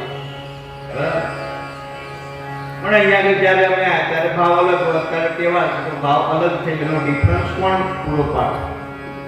ડિફરન્સ જે થતો હોય તે વખતે રિક્ષાવાળો 30 રૂપિયામાં લઈને લાવી હતો, અત્યારે એ જ રિક્ષાવાળો 150 રૂપિયા લે છે. કેટલો ડિફરન્સ? એક માણસે 120 રૂપિયા ડિફરન્સ, તો 160 માણસનો ડિફરન્સ ગણી કરો. એટલે હવે નાના મોટા મેનેજમેન્ટમાં ઘણા બધા તમારે એડજસ્ટમેન્ટ કરવું પડતું હોય છે. ટૂંકમાં એ તો મહાદેવ કરે છે અને અમે તો મહાદેવને જ સોંપીને આવીએ. કેદારનાથમાં ગયા તો કેદારનાથમાં મંદિરને કીધું કે જો ભાઈ કેદારનાથમાં હવે કથા કરવાની છે એટલે બધી વ્યવસ્થા તમારે કરવાની. અમે આવીશું મે મહિનામાં, ગમે તે ગીરદી હોય કે ગમે તે હોય, પણ અમારી સાથે આવેલા યાત્રિકોની કોઈની તબિયત બગડવી જોઈએ નહીં. સૌથી પહેલા ભગવાનને અમે એક પ્રાર્થના કરીએ કે આ દર્શનથી કોઈ એક લૂલું લંગડું થયું, એક બીમાર પડ્યું તો બધા દર્શને ખોરાક બેઠેલા છે, કથા બાજુ પર રહી જાય, કઈ દવાખાને ગયો ના કરો તે લાગે છે. એવું લાગે છે જેવું તમારા ઘરમાં 4 માણસને નથી સચવાતા તો આટલા બધા સિનિયર સિટીઝનને સાચવવા તમારા અને તમારા દીકરાઓ હોય કે તમારા સંબંધીઓ તમને રેલવે સ્ટેશને છોડવાયા હશે, બરાબર? પછી ત્યાંથી આગળની બધો સફર એમને લાવો, લઈ જાઓ, સામાન ચડાવો, આ કરો તે કરો, આ બધા છોકરાઓ તમારી દિવસ રાત સેવા કરતા હોય છે, બરાબર છે? તો એ સેવાનો ભાવ છે. અને જ્યારે કથા પૂરી થાય ને અને જ્યારે પાછા રેલવે સ્ટેશન ઉતરે ને તો આ બધા વડીલો અમને એટલા બધા આશીર્વાદ આપતા હોય ને કે અમારા દીકરાઓએ જેટલી સેવા નથી કરી ને અમારી, એટલા 12 દિવસ તમે અમારી સેવા કરી છે. અને અંતરથી આશીર્વાદ આપે. કેવા આશીર્વાદ આપે? અંતરથી આશીર્વાદ આપે કે તમારી ખૂબ જ પ્રગતિ થાય, તમારો ખૂબ જ વિસ્તાર થાય. અને આ બધા આશીર્વાદ એ જ અમારી કમાઈ છે, એ જ અમારું ધન છે. બાકી શું મળવાનું છે? કોઈની શુભેચ્છા તમને પ્રાપ્ત થાય ને એ બહુ જ મોટી વસ્તુ છે. કળિયુગમાં તમારા હિતેચ્છુઓ હોય કે તમારા માટે પ્રાર્થના કરવા વાળા હોય કે ભાઈ આ ભાઈને તકલીફ છે અને તમારા મંદિરમાં જઈને એમ કે માતાજીને કે આ ભાઈ ફલાણા ભાઈને તકલીફ છે, એ માં તું એનું દુઃખ દૂર કરજે, તો તમને સમજી લેવાનું કે આ દુનિયામાં તમે સૌથી વધારે અમીર વ્યક્તિ છો કે તમારા માટે 10 માણસ પ્રાર્થના કરે છે. બાકી આ જમાનામાં સગા બાપને દીકરાની નથી પડી, દીકરાને બાપની નથી પડી, ભાઈને ભાઈની નથી પડી, પત્નીને પતિની નથી પડી, પતિને પત્નીની નથી પડી. તારે જેમ જીવવું હોય તેમ જીવ, હું તો આ ચાલુ. એ લોકો જેમ હોટલમાં રહેતા હોય ને એવું જીવન થઈ ગયું છે. ક્યારે આવે, ક્યારે જાય, ક્યારે ખાય, ક્યારે પીએ તો કઈ ખબર ના પડે. અને એને જો કોઈ લગ્ન પ્રસંગમાં કે કોઈ પ્રસંગમાં લઈ જવો હોય તો કેટલા એડવાન્સમાં કહેવું પડે કે ભાઈ જો આવજો, મારા ઘરનો પ્રસંગ છે, મારો પ્રસંગ ના બગડે. આ બધા જ અનુભવમાંથી તમે પસાર થઈ ચૂક્યા છો. દરેકને નાના મોટા અંશે આવા અનુભવ થયા હોય, પરંતુ આ પ્રભુનું કાર્ય છે. હવે પેલા ભાઈ એમને શું લાગે વળે બોમ્બેથી આવ્યા આ જયંતિભાઈ, તમને કોઈને ઓળખે નહીં. એટલે અમને એવી ભગવાને મનમાં પ્રેરણા કરી, એમની પત્નીને પ્રેરણા થઈ કે શંકર ભગવાનનો વિવાહ થાય તો મારે બધી બહેનોને કંઈક આપવું છે. એમની યથા જે આપે છે, પરંતુ એક કુટુંબની ભાવના કહેવાય કે નહીં. તમે તમારા કુટુંબી માટે લઈ જાઓ, તમારે એક પાણીની બોટલ ઉઠાવી હોય ને 2 જણ ભેગા હોય તો એમ કે તું ઉઠાય ને. ફરવા ગયા હોય ને તો પાણીની એક બોટલ ના ઉઠાવે. આ બધું હું બધું જોતો હોઉં છું, ઓબ્ઝર્વેશન કરતો હોઉં છું કે આ જીવન કેવું છે. સાહેબ એનું નામ લખાવે કે બાપજી આનું નામ લખતું, મારી પરમ મિત્ર છે. અઠવાડિયા પછી ફોન આવે કે આને મારી સાથે ના રાખતા, મારી રૂમમાં ના રાખતા, બહુ માથું ખાય છે મારું. લો, અરે તું નામ લખાવે અને પાછું તું જે હંપેતરું આપે એ મારે હાથમાં. આ સત્ય કેટલા છે? આ હાથી વાત હું કદી અસત્ય બોલતો નથી ને વ્યાસપીઠ પરથી તો બોલાય જ નહીં. આ કદાચ મજાક મસ્તીમાં વ્યાસપીઠ પરથી ઉતરી જાઉં તો કદાચ 2 ઘડી વિનોદ કરવા માટે, કોકને એમ કરવા માટે 2 ઘડી ફ્રેશ થવા માટે કરીએ. મને સત્ય વસ્તુ છે, આટલું એડજસ્ટ ના કરે. તો આ શિવ પરિવાર છે. અહીં આવ્યા પછી તમારી વૃત્તિ બદલાવી જોઈએ, તમારી માનસિકતા બદલાવી જોઈએ કે તમે ક્યાં આવ્યા છો, કયા સ્થળ ઉપર છો, કયું મહત્વ છે. લોકો તપશ્ચર્યા, તમે જે કાળા કપડા પહેરીને બધા જોયા ને એ લોકો કેટલાય કિલોમીટરથી પદયાત્રા કરીને અહીંયા આગળ આમળાની ઉપર એક દીવો કરવા આવે. કેટલા કિલોમીટર ચાલતા છે ખબર છે? 300-400 કિલોમીટર ચાલીને આવેલા છે. એ એમની તપશ્ચર્યા છે. તપ વિના કઈ ફળ મળતું નથી. તમે તપ ન કરો ને તો કોઈ પ્રકારનું ફળ મળતું નથી તમારે તપશ્ચર્યા કરવી પડે. અને જો તમે ના કરો ને તો મારો મહાદેવ તમારી પાસે જે ખૂટતું વધતું હોય ને અને તમારો ઉદ્ધાર કરવાનો હોય ને તો મારો મહાદેવ તમને કંઈક તકલીફ આપે. અને ધાર્મિક યાત્રામાં જો તકલીફ ના પડે ને તો યાત્રા પૂરી જ ના થાય. એ તપ સ્વરૂપે છે. તમારા શરીરમાં રહેલા કામ, ક્રોધ, મદ, મોહ, લોભના પરિહાર રૂપે અને બધું જ થઈ જાય. તમારું ધન ક્યાં કામ લાગે છે? ભાઈ સાંભળજે, ધન ક્યાં કામ લાગે? કોરોનામાં ધન ક્યાં ગયું?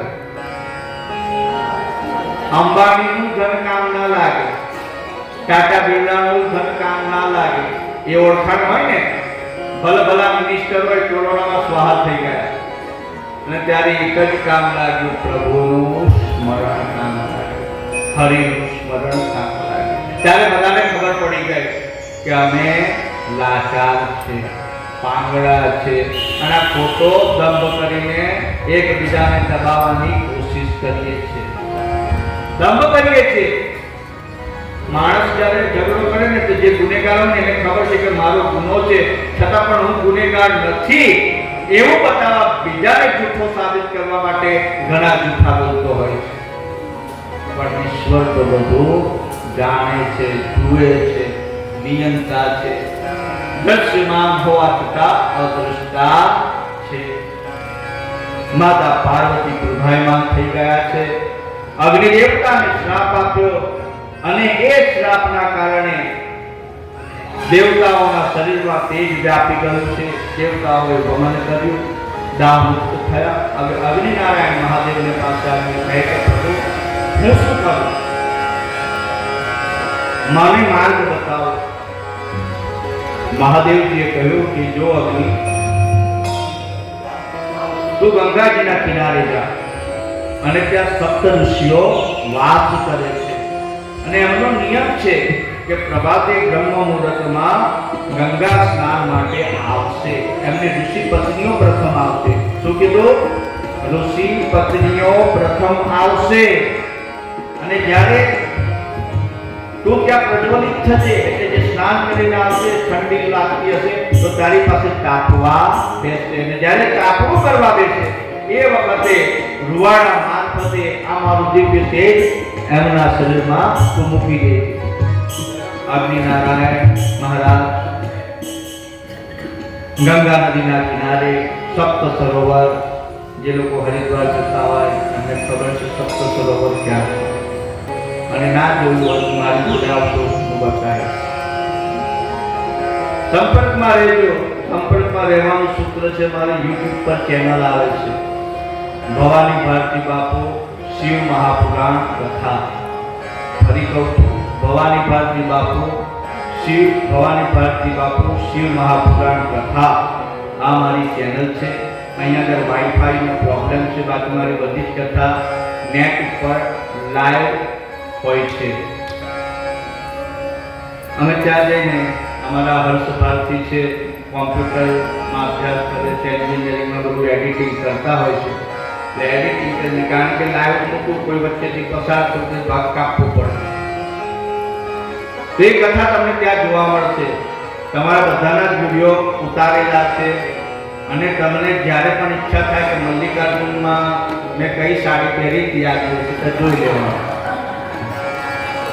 બહેનો એક વિડીયો જોયો કે મહારાજ હું બોલે છે કઈ નહીં, હું પેલું 4 જણને બતાવે જો હું તો નથી કહેતી કે આ પેલો સેટ તો જો આમાં જો, અને 4 વિડીયો એમ કરીને આંગળી મારી છે. એટલે આ સેટ જો ને તું બીજું બધું છોડ, આ સેટ જો આવી કંપની લાવવાની છે બરાબર. પણ એ બધું જોવું તો તમને મળશે. તમારે જે પણ જોવું હશે, જે પણ જાણવું હશે, ફરીથી આ કથા સાંભળવી હશે તો પણ મળશે. કારણ કે એક વખત યુટ્યુબમાં મૂકી દેવા પછી ગમે ત્યારે જોઈ શકાય છે. મારી ભૂતકાળની કથાઓ અને આગામી કથાઓ ત્યાં એનું આયોજન છે, બધું જ એ ચેનલ પર તમને જોવા મળશે. તો જે નવા છે તે ચેનલને તમે ડાઉનલોડ કરજો અને એને તમે સબસ્ક્રાઇબ કરીને એ કરશો તો તમને બધી જ માહિતી મળી જશે. અત્યારે તો હાલ આપણે મલ્લિકાર્જુનનું એક વોટ્સએપ ગ્રુપ બનાવેલું છે, તથા પછી એ ગ્રુપને આપણે કાઢીશું. પણ તમારી ઈચ્છા હશે તો અમારું શિવ મહાપુરાણ જ્ઞાન યજ્ઞ વડોદરાનું ગ્રુપ છે, તમે કહેશો તો એમાં એ ગ્રુપમાં અમે તમને મૂકીશું, જેથી કરીને અમારી બધી જ ગતિવિધિઓ, આશ્રમની ગતિવિધિઓ, આશ્રમમાં થતા યજ્ઞ, યાગાદી જે કંઈ પણ છે બધાથી તમે માહિતગાર થઈ શકો. ને એનો જેને પણ લાભ લેવો હોય તો મોસ્ટ વેલકમ, તમે લાભ લઈ શકો છો. અમારા પરિવાર સાથે, શિવ ચેરિટેબલ ટ્રસ્ટ પરિવાર સાથે તમે જોડાવી પણ શકો છો. કોઈને એમ ઈચ્છા થાય કે બાપુ અમારે સેવા કરવી છે, તમે સેવા પણ કરી શકો છો, ટ્રસ્ટ સાથે જોડાઈ પણ શકો છો. અને આગામી દિવસમાં હવે તમારે નિવૃત્તિના માર્ગે જવાનું. પ્રવૃત્તિ તો બહુ કરી લીધી, એ બધા લગભગ રિટાયર છે, તો નિવૃત્તિનો માર્ગ ઉજ્જવળ કરવાનો અને કેટલો બધો આનંદ આવે. તમે જેને નથી ઓળખતા એમની સાથે તમે યાત્રા પર જાઓ, સવારે જાઓ અને એને ફોન કરો કે બેન આવી જા ને, આપણે ભગવાનના દર્શન કરી આવે, ચાલતો આવે, એની રાહ જુએ.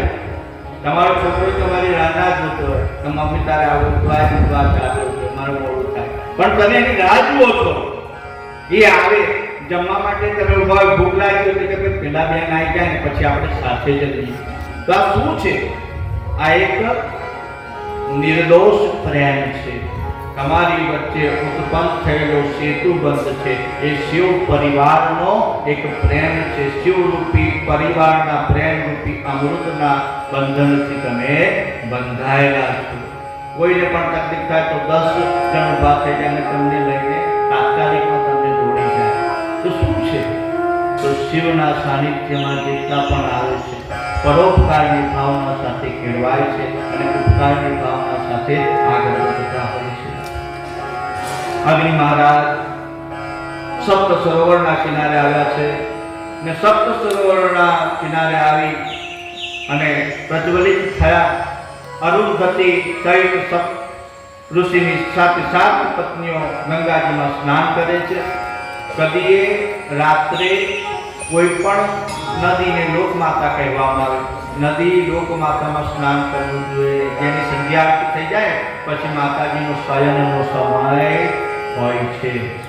અને નદીના કિનારે કોઈ પણ દિવસ શૌચ કર્મ કરવું નહીં. મળમૂત્રનો ત્યાગ તમારે નદીથી દૂર જઈને કરવું. આપણે ત્યાં સ્પષ્ટ શબ્દોમાં આજ્ઞા આપી છે કે પ્રકૃતિનું જતન કરવું. નદી નાળાને કે વરુણ દેવતા છે, વરુણ દેવતા દેવાધિપતિ, તો જળને કદી પ્રદૂષિત નહીં કરવું. તમે જ્યાં ત્યાં કચરો નાખો છો, બહુ ખરાબ આદત છે. પ્લાસ્ટિકનો અહીં મને બહુ જ ગમ્યું કે પ્લાસ્ટિક લેશો તો તમને દંડ આપવો પડશે. આપણા ગુજરાતી ખાલી દંડથી સીધા થાય, બાકી કોઈને ગાંઠે નહીં. તમે એમ લખ્યું હોય ને કે પાર્કિંગ, નો પાર્કિંગ, તો થઈ જઈને પહેલા પાર્કિંગ કરે, પણ એમ લખ્યું હોય ને કે પાર્કિંગના 20 રૂપિયા તે કઈ ગાડી થઈને આમ કહે છે કે હમણાં પાર્કિંગ કરીશું તો 20 રૂપિયા સાહેબ આપવા પડશે. એટલે એમ કીધું કે જો જંગલમાં પાણીની બોટલ પકડાશે તો દંડ. એટલે અમારે બધાએ બસમાંથી ફટાફટ જેટલું પાણી પીવા કે પી લો અને પછી બાટલોનો ઘા કરવા માંડ્યા. તો ધર્મમાં પણ નિયમો બનાવવામાં આવ્યા કે જો આમ નહીં કરો તો આવું થશે, પરંતુ આમ કેમ કરવું એ તમારે સમજવાનું જરૂર. સપ્ત ઋષિની પત્નીઓ આવી છે. અરુંધતીએ જોયું કે આજે કંઈક અગ્નિ નારાયણ ની જીવવામાં કંઈક ભેદ લાગે છે. એટલે એમને 6 પત્નીઓને, એમની જે ઋષિની બીજી 6 પત્નીઓ હતી સપ્ત ઋષિની, એમને કહ્યું કે તમે ત્યાં કાપવા જશો નહીં, મને કંઈક કૌતુક લાગે. પરંતુ આ 6 ઋષિ પત્ની અરુંધતીની વાત માની નથી, કાપવા બેઠા. અને એ સમયે અગ્નિ નારાયણ મહારાજે આ 6 ઋષિ પત્નીઓના દેહમાં શિવજીનો અમોઘ તેજ ફેલાવી પોતે દાહમુક્ત થયો. અને આ અવસ્થાને પામેલી સ્ત્રીઓ તપ કરવા માટે હિમાલયમાં જતી રહી. અને હિમાલયમાં શિવની આજ્ઞાથી એ શિવજીના તેજ પુંજને છોડ્યું છે. હિમાલયથી ભાગ શેર ના થયો તે હિમાલયે ગંગાજીને તેજ પુંજ આપી દીધો. અને ગંગાજીથી ભાર સહન ન થતા ગંગાજીએ તેજનો ગોળો બદ્રિકાશ્રમ નજીક કાસડાનું વન આવે છે. કાસડાના વનમાં ઉછાળ્યો છે અને જ્યાં જોયો આકાશમાં ઉછળ્યો અને ત્યાં એક બાળકનો પ્રાદુર્ભાવ અને બાળક ચતુર્ભુજધારી બાળક, રુદ્ર સમાન, શિવ સમાન, દિવ્ય તેજધારી બાળક ઉત્પન્ન થયું. અને જ્યાં બાળક કાસડાના વનમાં છે ત્યાં બદ્રિકાશ્રમમાં રહેનારી 6 સ્ત્રીઓ કે જેમનું નામ કૃતિકા હતું, એ કૃતિકા રૂપી 6 સ્ત્રીઓ ત્યાં આવી અને દિવ્ય બાળકને જોતા 6 સ્ત્રીઓને એકી સાથે એવી ભાવના થઈ કે આ બાળકને સ્તનપાન કરાયું. અને શિવના બાળકે એ કૃતિકાઓની મનની વાત જાણી અને 6 મોઢા એક સાથે પ્રગટ કર્યા છે અને કૃતિકા સ્તનપાન કર્યું છે. અને જ્યાં 6 મોઢા પ્રગટ કર્યા, છળને સ કહેવામાં આવે છે અને જેથી કરીને એને કૃતિકાના પુત્ર છે તરીકે એટલે એમનું નામ પડ્યું છે કાર્તિકેય. બોલો કાર્તિકેય મહારાજ કી જય હો, જય હો, જય જય હો, જય હો, જય હો, જય જય હો. અને 6 મોઢા છે એટલે કહેવાય સડાનંદ. સડ કેટલા 6, સડાનંદ. અને અહીંયા આગળ એમનું નામ છે મુરુગન. મુરુગન અય્યર સ્વામી. હવે બધા ભાઈઓ પુરુષો અહીંયા આગળ આવશે અને અહીંયા શંકર ભગવાનની જમણા હાથ બાજુ આ જે ફૂલ છે ને એમાં કાર્તિક સ્વામીની સોપારીમાં મેં સવારે પ્રતિષ્ઠા કરી છે. એટલે દરેક પુરુષો આવે અને ત્યાં ફૂલ છે, કંકુ નહીં ચડાવવાનું, ફૂલ અને ચોખા ચડાવવા અને કાર્તિક સ્વામીને તમારે પ્રાર્થના કરો. કારણ કે કાર્તિક સ્વામી બલના દેવતા છે. જે કોઈને પણ કોર્ટ વગેરેમાં કેસ ચાલતા હોય, આ છે તે છે, ગમે તે પ્રકારની કચરો ચાલતો હોય, એ કાર્તિક સ્વામીને જો પ્રાર્થના કરે છે તો એમના અધિપતિ છે એ ખાતું એમને સોંપવામાં આવેલું છે. અને જે વકીલાતનો વ્યવસાય કરતા હોય એમને તો ખાસ કાર્તિક સ્વામીની પૂજા કરવી. સાહેબ તમે જાય જાઓ પહેલા, એમ ભૂદેવતા છો. પંડ્યા સાહેબ મેહુલભાઈ પંડ્યા અમારી સાથે વર્ષોથી જોડાયેલા છે અને અમારા ટ્રસ્ટના, અમારા અખાડાના જેટલા પણ કાયદાકીય કેસ હોય, કાયદાકીય કેસ બધા જ વર્ષોથી ખૂબ જ નિસ્વાર્થ અડધી રાત્રે પણ ફોન કરીને તો સાહેબ હાજર થઈ જતા હોય. એ તો નથી, પરંતુ ધર્મના એટલા બધા કાર્યો એમને કરેલા છે કે ના પૂછો ને વાહ. અમારા અખાડાની એક સંપત્તિ જે હાથમાંથી નીકળી ગઈ હતી એને પાછી લાવવામાં સિંહ ફાળો સાહેબે આપ્યો.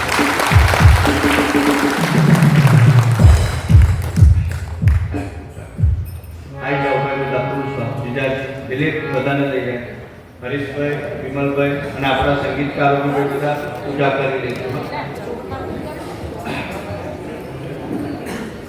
ઓમ નમઃ કલ્યાણ રૂપાય નમસ્તે શિવનંદન વૈશ્વવંદો નમસ્તે તો નમસ્તે વિશ્વભાવના વરેચાતપતમ નાથો દેહજનાવનાં શંકર આત્મજ તે નમઃ. નમો દેવપદે પદય નમો જ્ઞાનવિદંબર નમોસ્તુતે દાનવવર્યહંત નમોસ્તુ અસ્તે તે દેવવર પ્રસિદ્ધ. ઓમ કાર્તિક દેવાય નમઃ. પુષ્પં સમર્પયામિ સ્કંદાય નમઃ.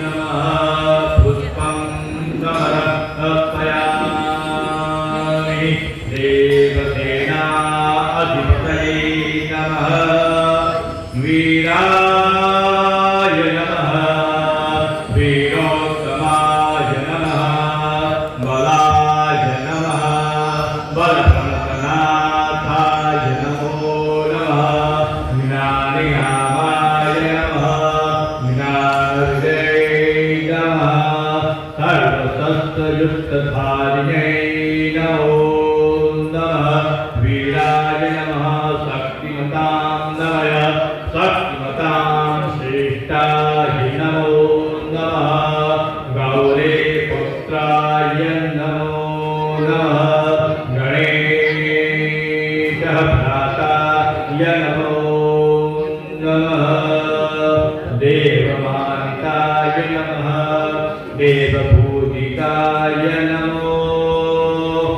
देव अग्रगणा स्कन्दाय नमः मयूरवाहनाय नमो नमः ॐ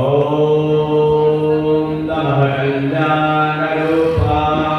नमस्ते शिवनन्दनः विश्ववन्तो नमस्ते तो नमस्ते विष्णुपावनः नरिष्टासुपदाय स्वर्गितं वै दर्शनं तव त्वां नमो जगन्तो त्वां वयं शरणं गतः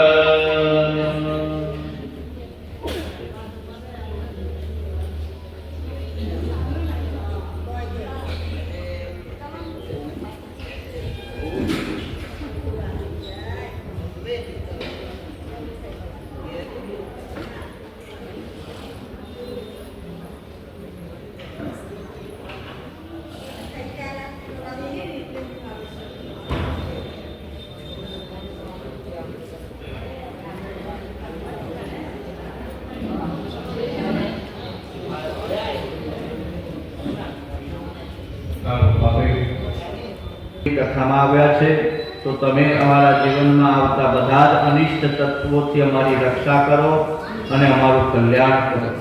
ઓમ કલ્યાણમસ્તુ દીર્ઘમાયુરસ્તુ સદા સર્વદા સુખિનો ભવન્તુ. પુણ્યમ પુણ્યમહદર્ગમાયુરસ્તુ.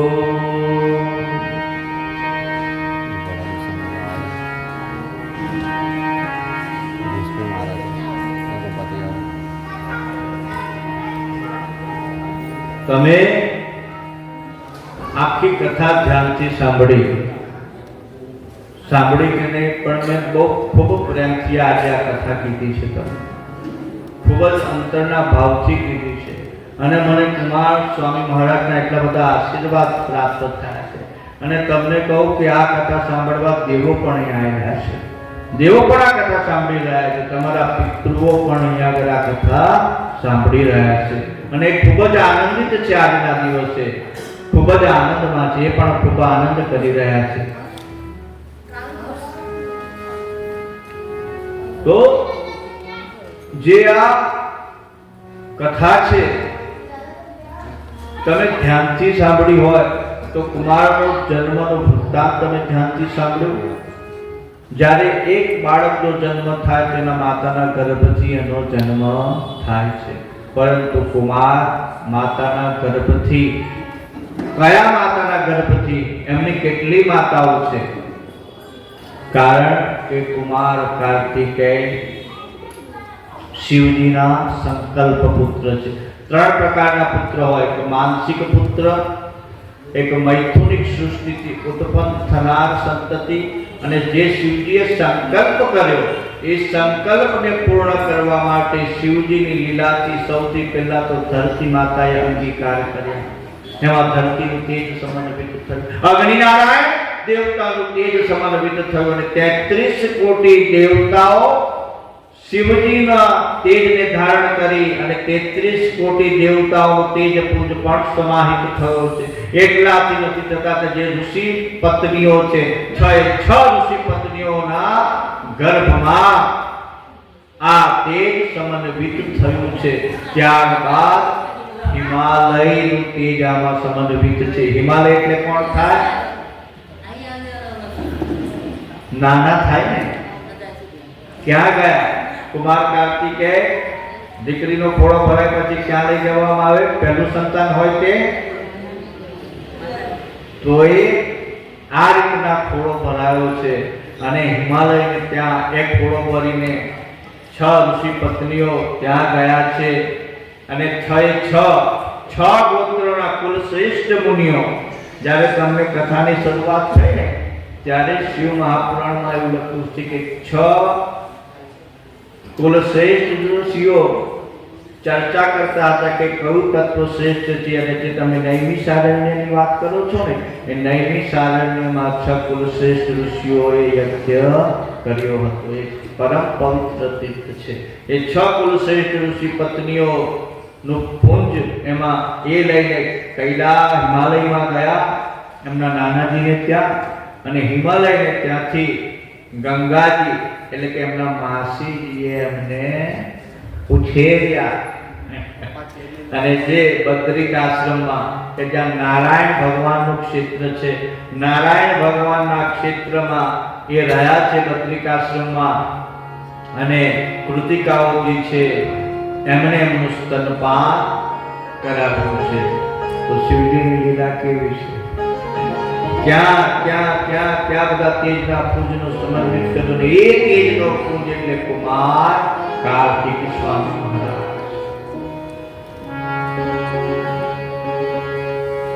કુમાર દિવસે દિવસે મોટા થતા ગયા એટલે ત્યાં એમના જાત સંસ્કાર કરવા માટે, આપણે ત્યાં પ્રથા છે કે બાળક મોટું થાય એટલે એના જાત સંસ્કાર કરવા.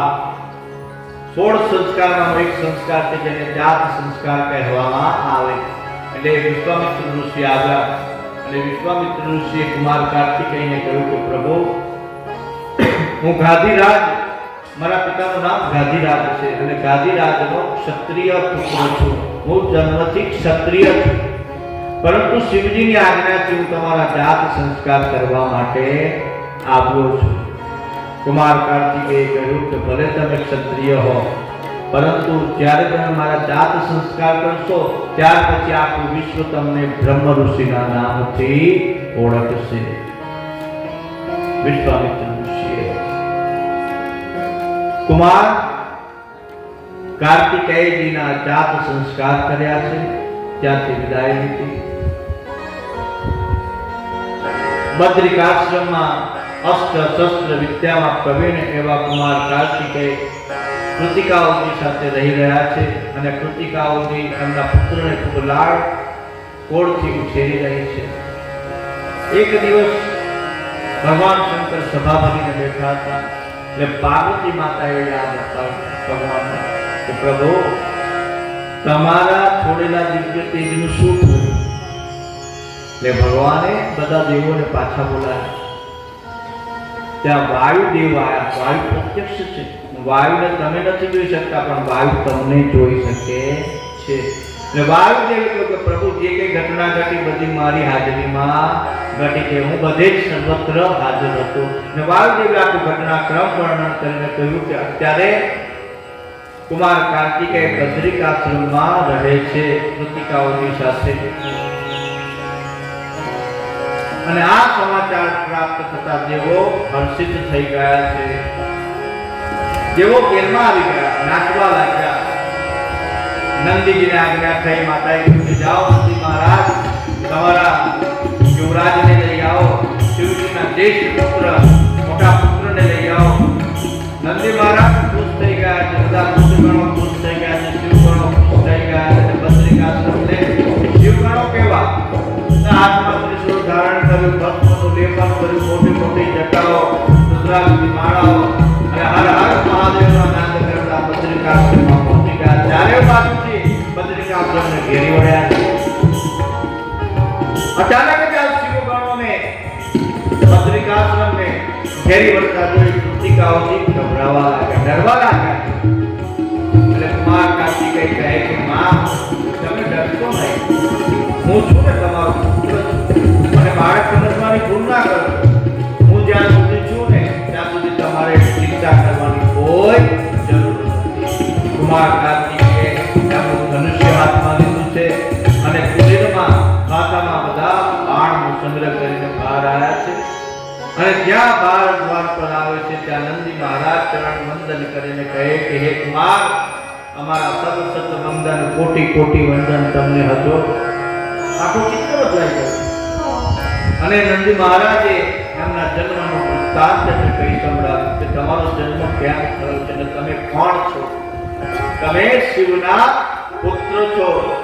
જગત જનની માં જગદંબા માં ભવાની પાર્વતીના તમે પુત્ર છો અને દેવોના કાજ માટે તમારો જન્મ થયો છે અને ચાલો હવે કૈલાસ લોકમાં તમારી રાહ જોવાય છે. માતા પિતા પાસે તમે ચાલો ને જ્યાં સાંભળ્યું પુસ્તિકાઓજીએ કે હવે કુમાર મારાથી વિખુટા થઈ જશે અને એ ભાવ સહન ન થયો, વેદના થઈ, એટલી અસીમ વેદના થઈ છે કે ના પૂછો વાત, મૂર્છિત થઈ ગયા, બેસૂદ થઈ ગયા છે.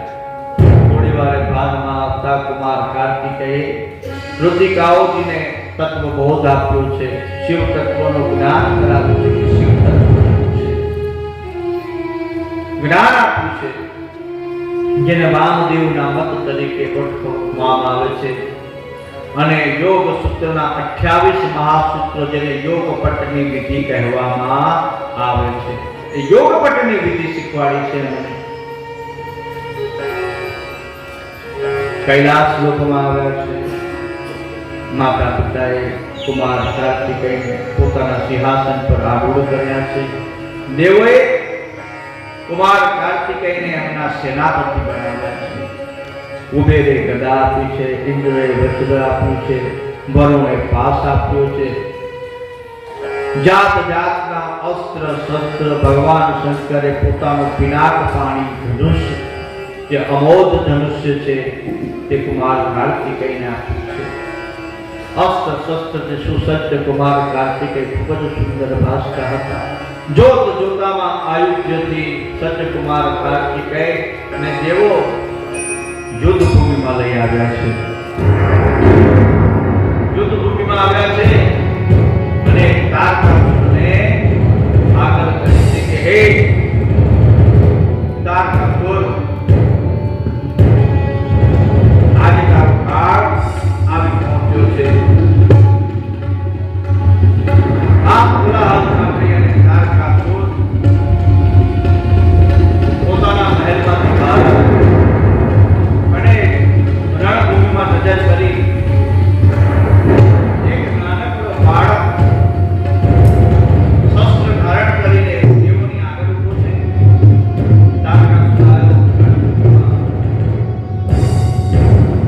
પરમ શિવ ભક્ત છે તારકાસુર. એટલે તારકાસુરે દેવોને ફટકાર વરસાવવા માંડ્યો કે દેવો, હવે મને લાગે છે કે તમારામાં દેવ પણ રહ્યો નથી. એક નાનકડા બાળકને તમે મારી સામે લાવીને ઊભો કરી દીધો. જો આજે આ બાળકનો વધ મારા હાથે થશે તો આ બાળ હત્યાનું પાતક તમારા શિરે જશે. અને જોત જોતામાં યુદ્ધની શરૂઆત થઈ છે.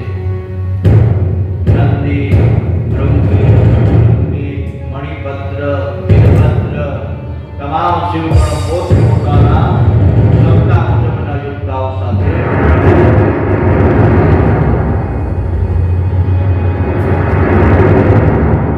વીરભદ્ર પર તારકાસુરે પ્રહાર કરતા સૌ શિવગણો હર હરનો નારો ગુંજાવવા લાગ્યા છે.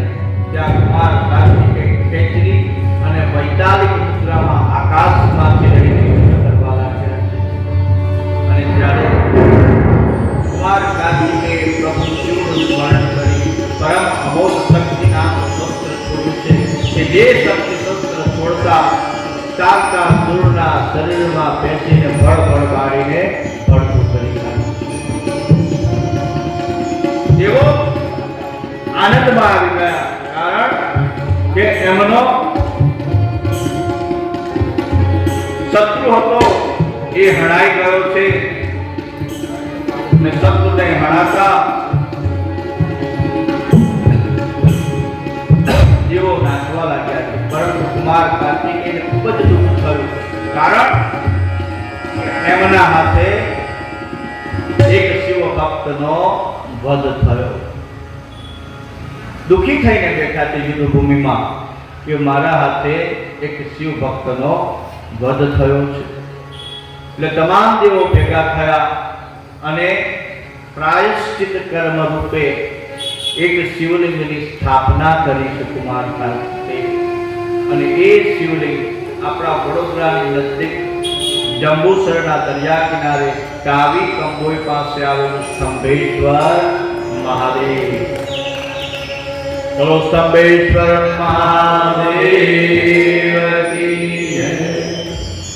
એમને 3 શિવલિંગની સ્થાપના કરી: કૃપાલેશ્વર, કુમારેશ્વર, પ્રતિકેશ્વર. એની ઉત્તરમાં સ્કંદ પુરાણમાં લખ્યું છે કે જ્યાં સ્તંભેશ્વર છે ને એની ઉત્તરમાં દરિયા કિનારે આ 3 શિવલિંગો આજે પણ આવેલા છે. એનો અપભ્રંશ થઈ ગયો હોય. તમે કૃપાલેશ્વરને રૂપેશ્વર તરીકે ઓળખતા હોય. રૂપેશ્વર છે ને એક કૃપાલેશ્વર. અમારી શાસ્ત્રી તૈયબ છે, નજદીકમાં જ છે, એટલે તઈનો જમય થવો પડે. જમવાનું પાકું મળે છે. જમણ મળે છે ને.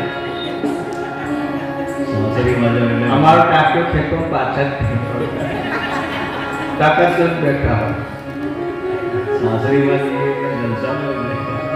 જલસા તો ખરા. ખોટું હું કરવા ખોટું ના કહેવાય. બધાને શાસન જલસા જોઈએ. હા,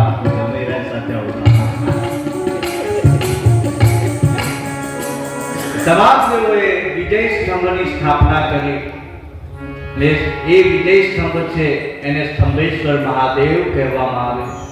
જો અનુકૂળતા હોય તો જજો ત્યાં, અને ત્યાંના ક્ષેત્રને ગુપ્ત ક્ષેત્ર તરીકે ઓળખવામાં આવે છે, કારણ કે એ જગ્યાએ મહીસાગર નદીનું સંગમ થાય છે. ને મહીસાગરને કુમારિકા તરીકે ઓળખવામાં આવે છે. અને કુમારિકા ગુપ્ત ક્ષેત્ર છે. એ ક્ષેત્રમાં બીજા ઘણા ગુપ્ત ક્ષેત્રો આવેલા છે કે ત્યાં રહેનારાને પણ ખબર નથી. હમણાં કહીશ તો બધા ધા પાડશે. 2 જણ છે, અમને ખબર હશે. છિદ્રા ખરું ને? છિદ્રામાં એક સરોવર છે કે જે શક્તિ વાપરી હતી કુમાર કાર્તિકે. એ શક્તિનું સમન ત્યાંના સરોવરમાં કરેલું ને શક્તિ તીર્થ તરીકે એને ઓળખવામાં આવે છે. અને આજે પણ ત્યાં માતાજીનો મેળો ભરાય છે. એ શક્તિ સરોવર છે. અને સ્કંદ મહાપુરાણમાં વિસ્તારથી વર્ણન કરતા કહ્યું છે કે જે કોઈ પણ ભક્તિમાન મનુષ્ય સ્તંભેશ્વર મહાદેવના દર્શન કરે, ચૈત્ર માસ હોય, કૃષ્ણ પક્ષની 14ના દિવસે સ્નાન કરવામાં આવે અને એને જે પુણ્ય મળે, અને એ દિવસે જો સોમવાર હોય અને શિવ નામનો યોગ હોય, 27 યોગમાંથી એક દિવસ શિવ નામનો યોગ આવે છે, તો શિવ યોગ હોય, તૈતિલ નામનું કરણ હોય અને શક્તિ છિદ્રા તીર્થમાં સ્નાન કરી રાત્રે રુદ્રીય પાઠ કરે તે કૈલાસ લોકમાં જાય છે.